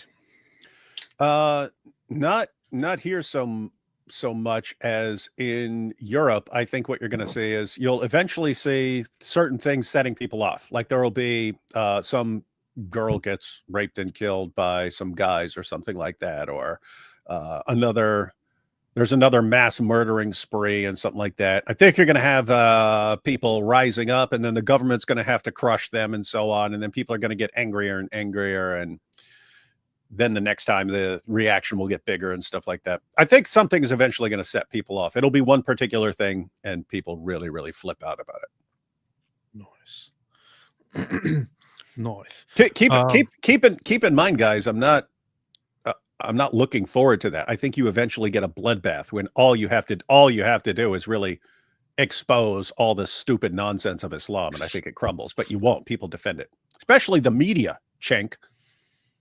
Exposed. Guys, can you say hi to my husband, Stefan Schnabel? Stefan Schnabel. Stefan Stefan Schnabel! How you doing? He's a huge fan. I know so much about Islam that I never thought I'd know. Have to say, in light of recent events, I'm glad for your ministry. Thank you. Thank you. And hello to Stefan Schnabel. Stefan Schnabel. I have a real issue with Matt Walsh. How could you denigrate the pancake by associating it with Sneeko? We need a public apology. I will hold him to it one night when I meet him. Yeah, associate Sneeko's brain with something we don't like. We all like pancakes. Whoa, did AP just leave? Am I still live? Can I say whatever I want? This is one of those times when I start wanting to preach Christianity because I think it's an atheist channel, but it's not anymore. I don't know what happened. I just kicked myself out for some reason. A bit off topic, but I hope that the fall of the Islamic regime in Iran will cause a domino effect in countries plagued by this horrid religion. I hope so too. The funny thing is that although there is a ceasefire and although the war came to an end, it is still kind of continuing. Israel is still playing a little bit of a forward game against Iran. Iran is still running around talking about the victory against the Zionist entity, which is very funny because we know that the Islamic regime of Iran was the one that came to Donald Trump and begged him for a ceasefire. And then after the ceasefire is announced, they come out and say, "Congratulations on the victory over the Zionists." I have to say, the situation in Iran's actually screwed up because now they're going around rounding up anyone they even think may have been an informant for Israel. Yeah. But whenever you have that sort of situation, it's an opportunity to kill any of your critics, right? Because all you have to do is any random person who's criticized the regime at any point, you go, you know what? We found out, we have good intel that this person was working for the Zionists. And you go and execute the person. That's what they've been doing. And so it's a sucky situation where we say, hey, we want a ceasefire. We want a ceasefire in the world. We want a ceasefire. We want a ceasefire. And you give them a ceasefire and great. Now all these people who actually helped you and informed where these people were and stuff like this, so you could take out their leaders and take out their entire nuclear program and so on. No, those people are going to be executed. The people who helped you are going to be executed. Funny thing is, when Donald Trump started giving the authority to conduct airstrikes in Iran, there was a vote introduced to stop Donald Trump from starting any aggressions against Iran. Now we have news. U.S. Senate votes down resolution to restrict Trump from escalating Iran war. So there will be no blocking Trump or the U.S. from carrying out any operations. And together with that, Donald Trump also said that he would absolutely bomb Iran again. That's what he said. If Iran... Are you from Iran? No, I'm not from Iran. I'm from the UK. But if Are you from Iran? conclude that Iran can enrich uranium to a level that concerns you, would you consider bombing the country again? Without question, absolutely. Turned out to be unbelievable. But, our incredible flyers and I call them the shots. These guys are unbelievable. Think from 52,000 feet, they hit the equivalent of a refrigerator door. They actually hit it right in the center, so it's much smaller than that.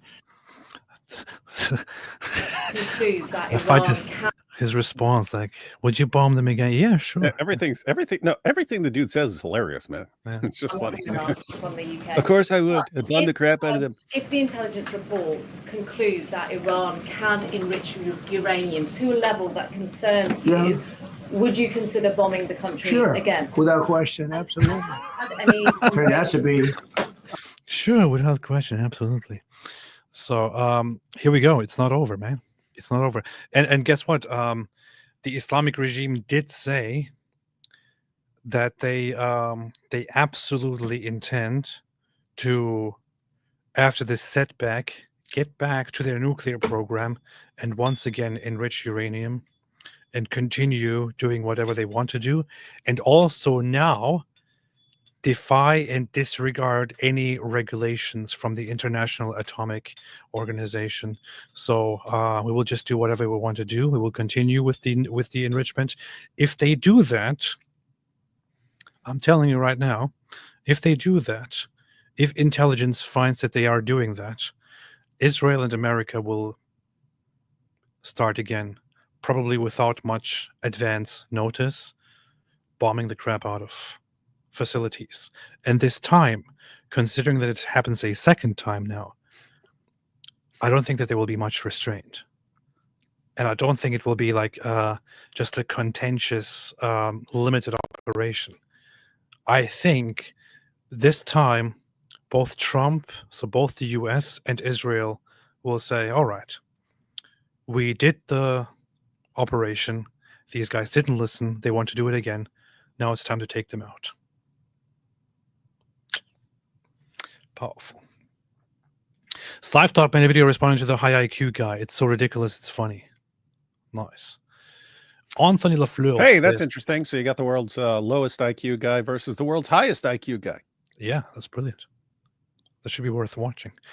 Anthony Lafleur, it's interesting how... But we all know that the person with highest IQ is Prophet Muhammad sallallahu alaihi wasallam. It's interesting how Mamdani thinks governments run grocery stores will work when the same idea was tried in Cuba and Venezuela and things went south for them. If he gets elected, NYC could have similar problems as London. Is this something he actually suggests? Yes. Government-run grocery stores. And, dude, people don't... This is what I mean. When you... Everything is like superficially sounds good to stupid people, right?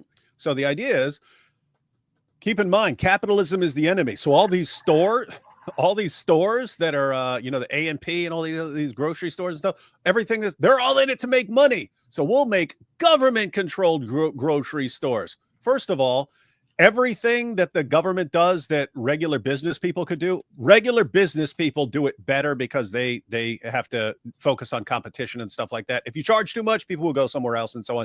So it tends to work out, but you have to be doing a good job or people are going to go somewhere else. The government, when the government takes over something and they have no competition, they do a terrible, terrible, terrible crap job. This is what communism does. But just think about the disaster, because you're not talking about taking over all grocery stores. He's going to make certain government-run grocery stores in certain areas, and everything is going to be cheaper.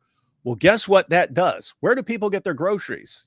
There are grocery stores in New York, but lots of people just go to like the neighborhood bodegas and stuff like that and to grab a couple things, and then you go to the bigger grocery store when you need to really load up and so on. Guess what? None of those guys can compete with the government run. So you're actually destroying businesses across the state, destroying jobs, and then thinking that the government, once it has no competition, is going to do a better job.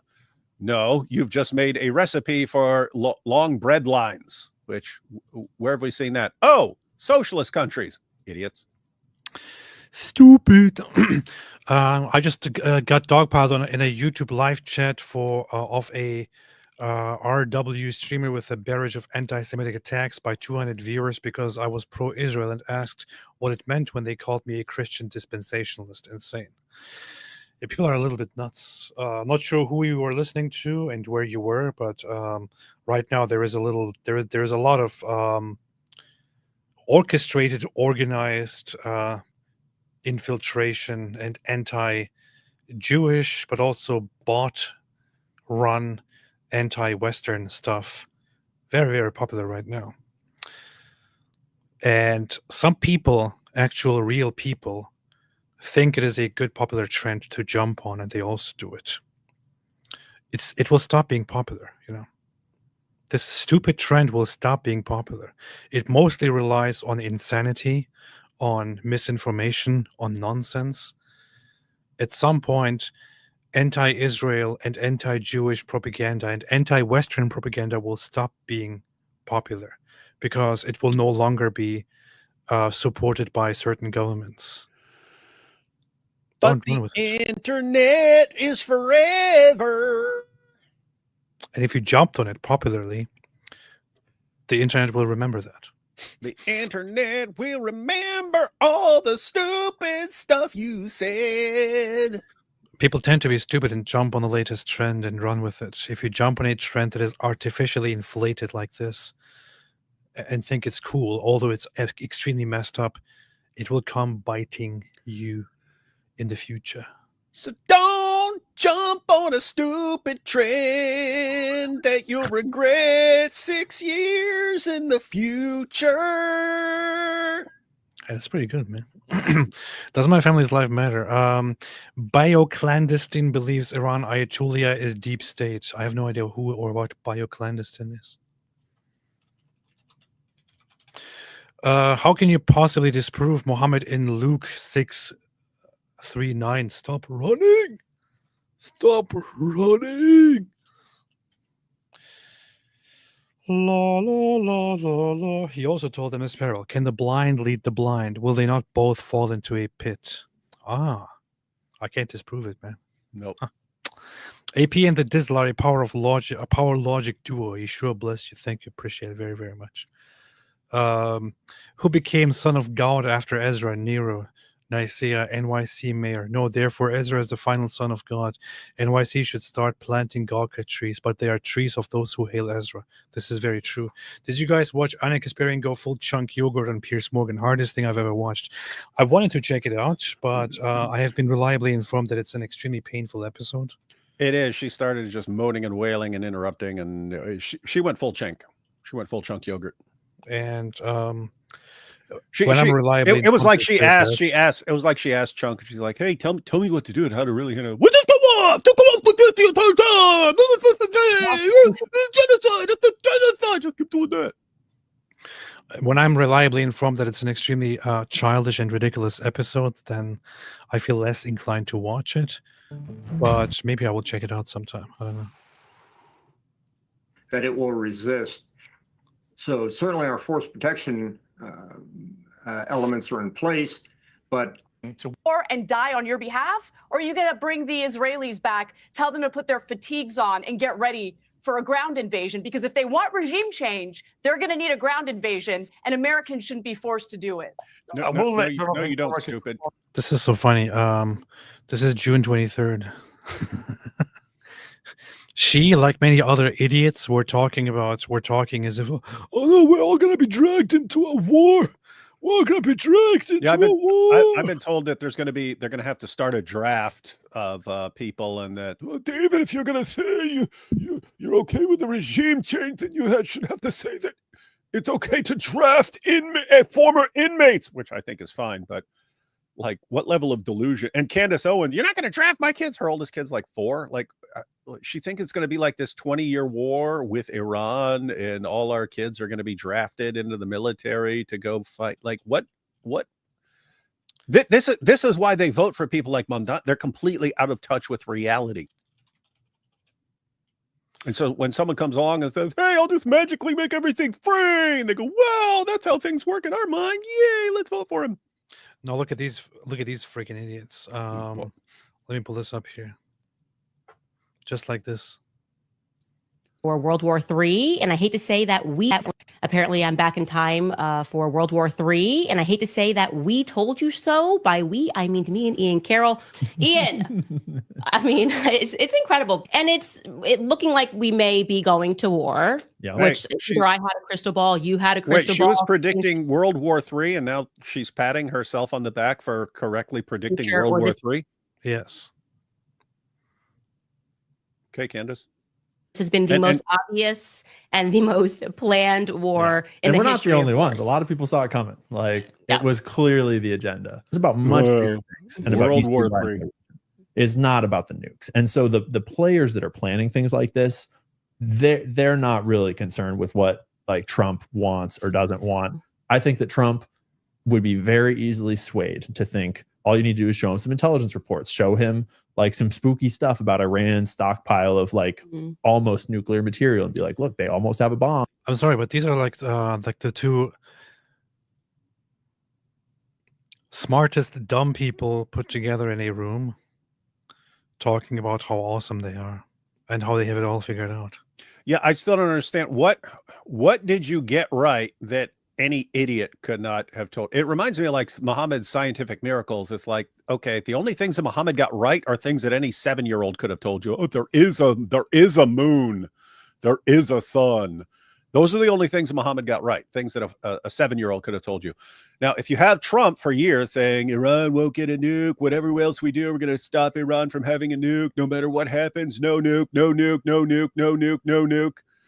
And then you see Netanyahu over here, we can't allow Iran to have a nuke, and they're enriching uranium way beyond what they need for any normal purpose. So this is clearly them crossing a line. They're going to build a nuclear and these guys, oh my goodness, you see, this is going to be World War III, and they're all going to draft our kids and go fight them. Resist, people, resist. All you people in the military, say no. Get dishonorably discharged. Don't obey orders. Don't obey orders. Don't obey orders. And then they kind of like Iran gets their nuclear facilities bombed and some of their leaders taken out, and then ceasefire. You see, we were right.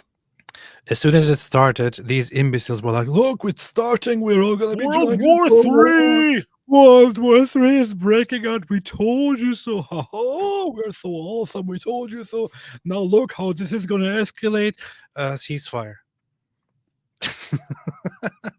Yeah. Look what's going to happen. The moment you kill someone in Iran, Russia's going to jump in China, and then it's going to be us, and then Europe's Hold going on. to jump in Ceasefire. World War III. Ceasefire. You see, we were right. These people are so dumb, man. John F. Kennedy had a lot going through his head. Yeah, that's messed up, man. Why are you even grinning at that? That's messed up. These are your fans, man. Sophie These are the Spector fans you built says, up over the years. Sick, evil people. Went to a Reformed Jewish Pesach in a church. Rabbi mentioned the IDF. Someone shouted, shame. All that was on the Pesach plate for Pali trees, non-Zionist organization, watered down, apologetic, weak beyond recognition. I don't want to say anything. I'm glad you made that observation, and I know that lots of other Jews make that observation as well. But I don't want to sit here and talk trash about Reformed Jews, So I will leave that up to other Jews. So this is very unfortunate. It's very unfortunate. You have a good chunk of Jewish people who really like to help the anti-Jewish people bigly, and they often hang out in circles like these. Pretty messed up. Pretty messed up.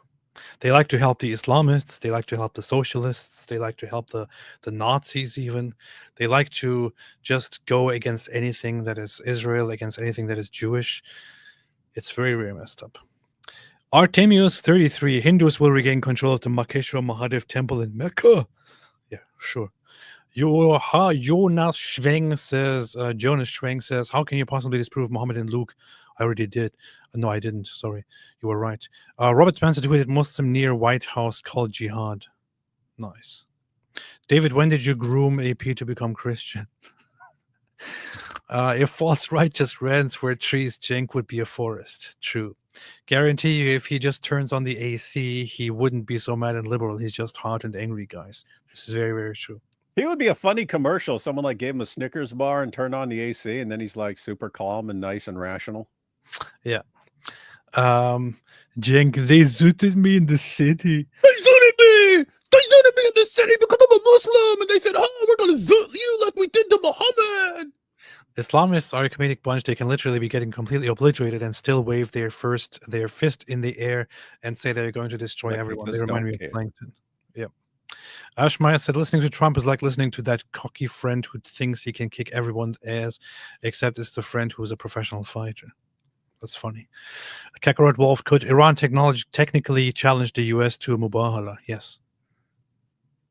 Hello, David Wahid and Cardinal Yabudi. Thank you. Also, have you heard about the 145 girls plus women in France jabbed by needles?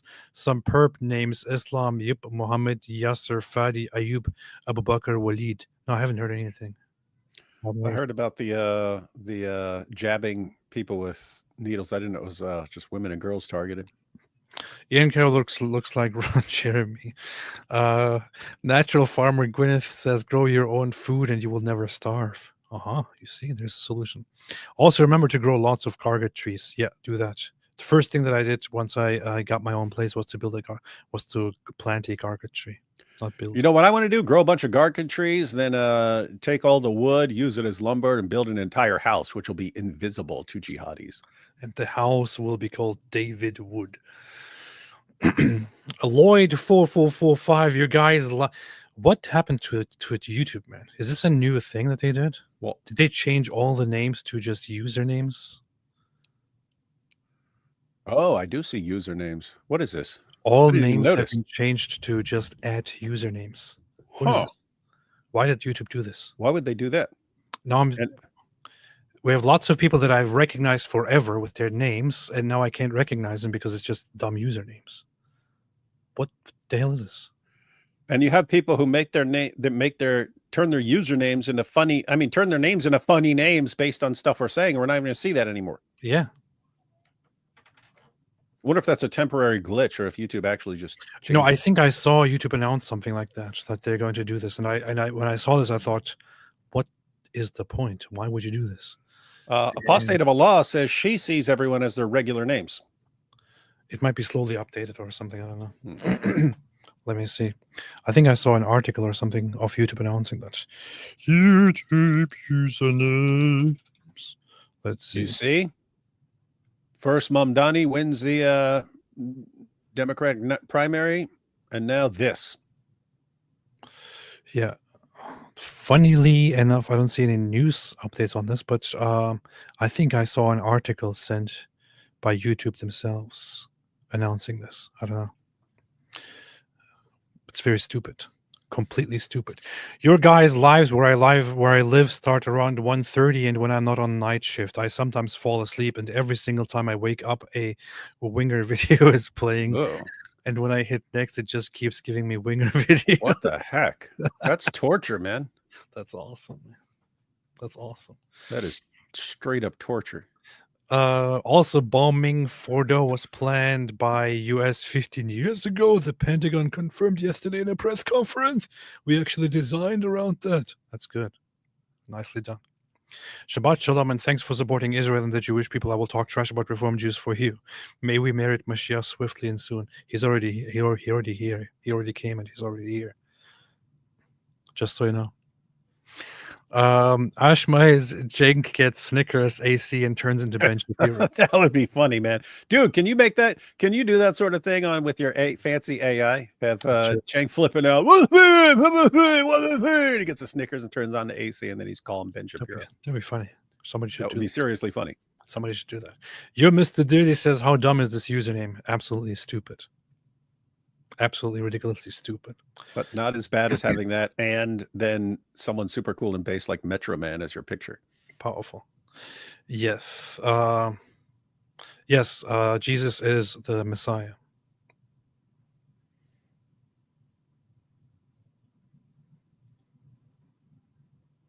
Didn't expect that, right? See, told you. All right, David, anything else? We've said it all. We did. I don't think we did. We've said it all. Everyone, make sure you go out and vote for Zohran Mamdani in the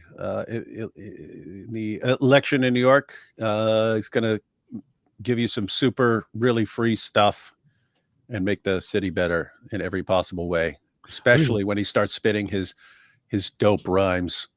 To arrive at that conclusion, he's basically just saying, area, you're just like hey. So these dorks are having a debate right now. Let's debate this super important issue on Cameron's channel. Come on, guys.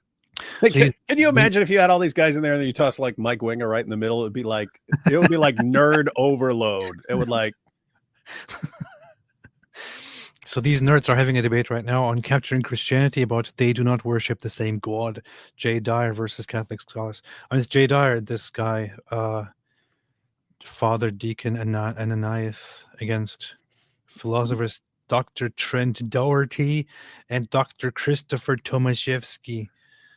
about whether Jews and not Jews, whether Muslims and Christians worship the same God or not. And I must say, I'm on the side of Jay Dyer here. So, or philosopher religion is Georgi Garib. Anyway, go and check that out if you're here and if you want to watch something else. David, what do you think? Anything else? Yeah, guys, get your pocket protectors ready and your Wingling Forever shirts and go watch all this nerd stuff. Wingalings forever. Wingalings forever. Wingalings forever. Wingalings forever. All right. Thanks everybody for watching. As always, have a fantastic day. We will be live again tomorrow. And I'm also trying to record a video in the meantime about the topic of whether Christians and Muslims worship the same God or not, considering that I have decided that I'm the ultimate authority on this matter. Trying to put that out as well. But see you all tomorrow. Again, once again, have a fantastic day, everybody. Thanks for joining. And as usual, which means stay away from Islam.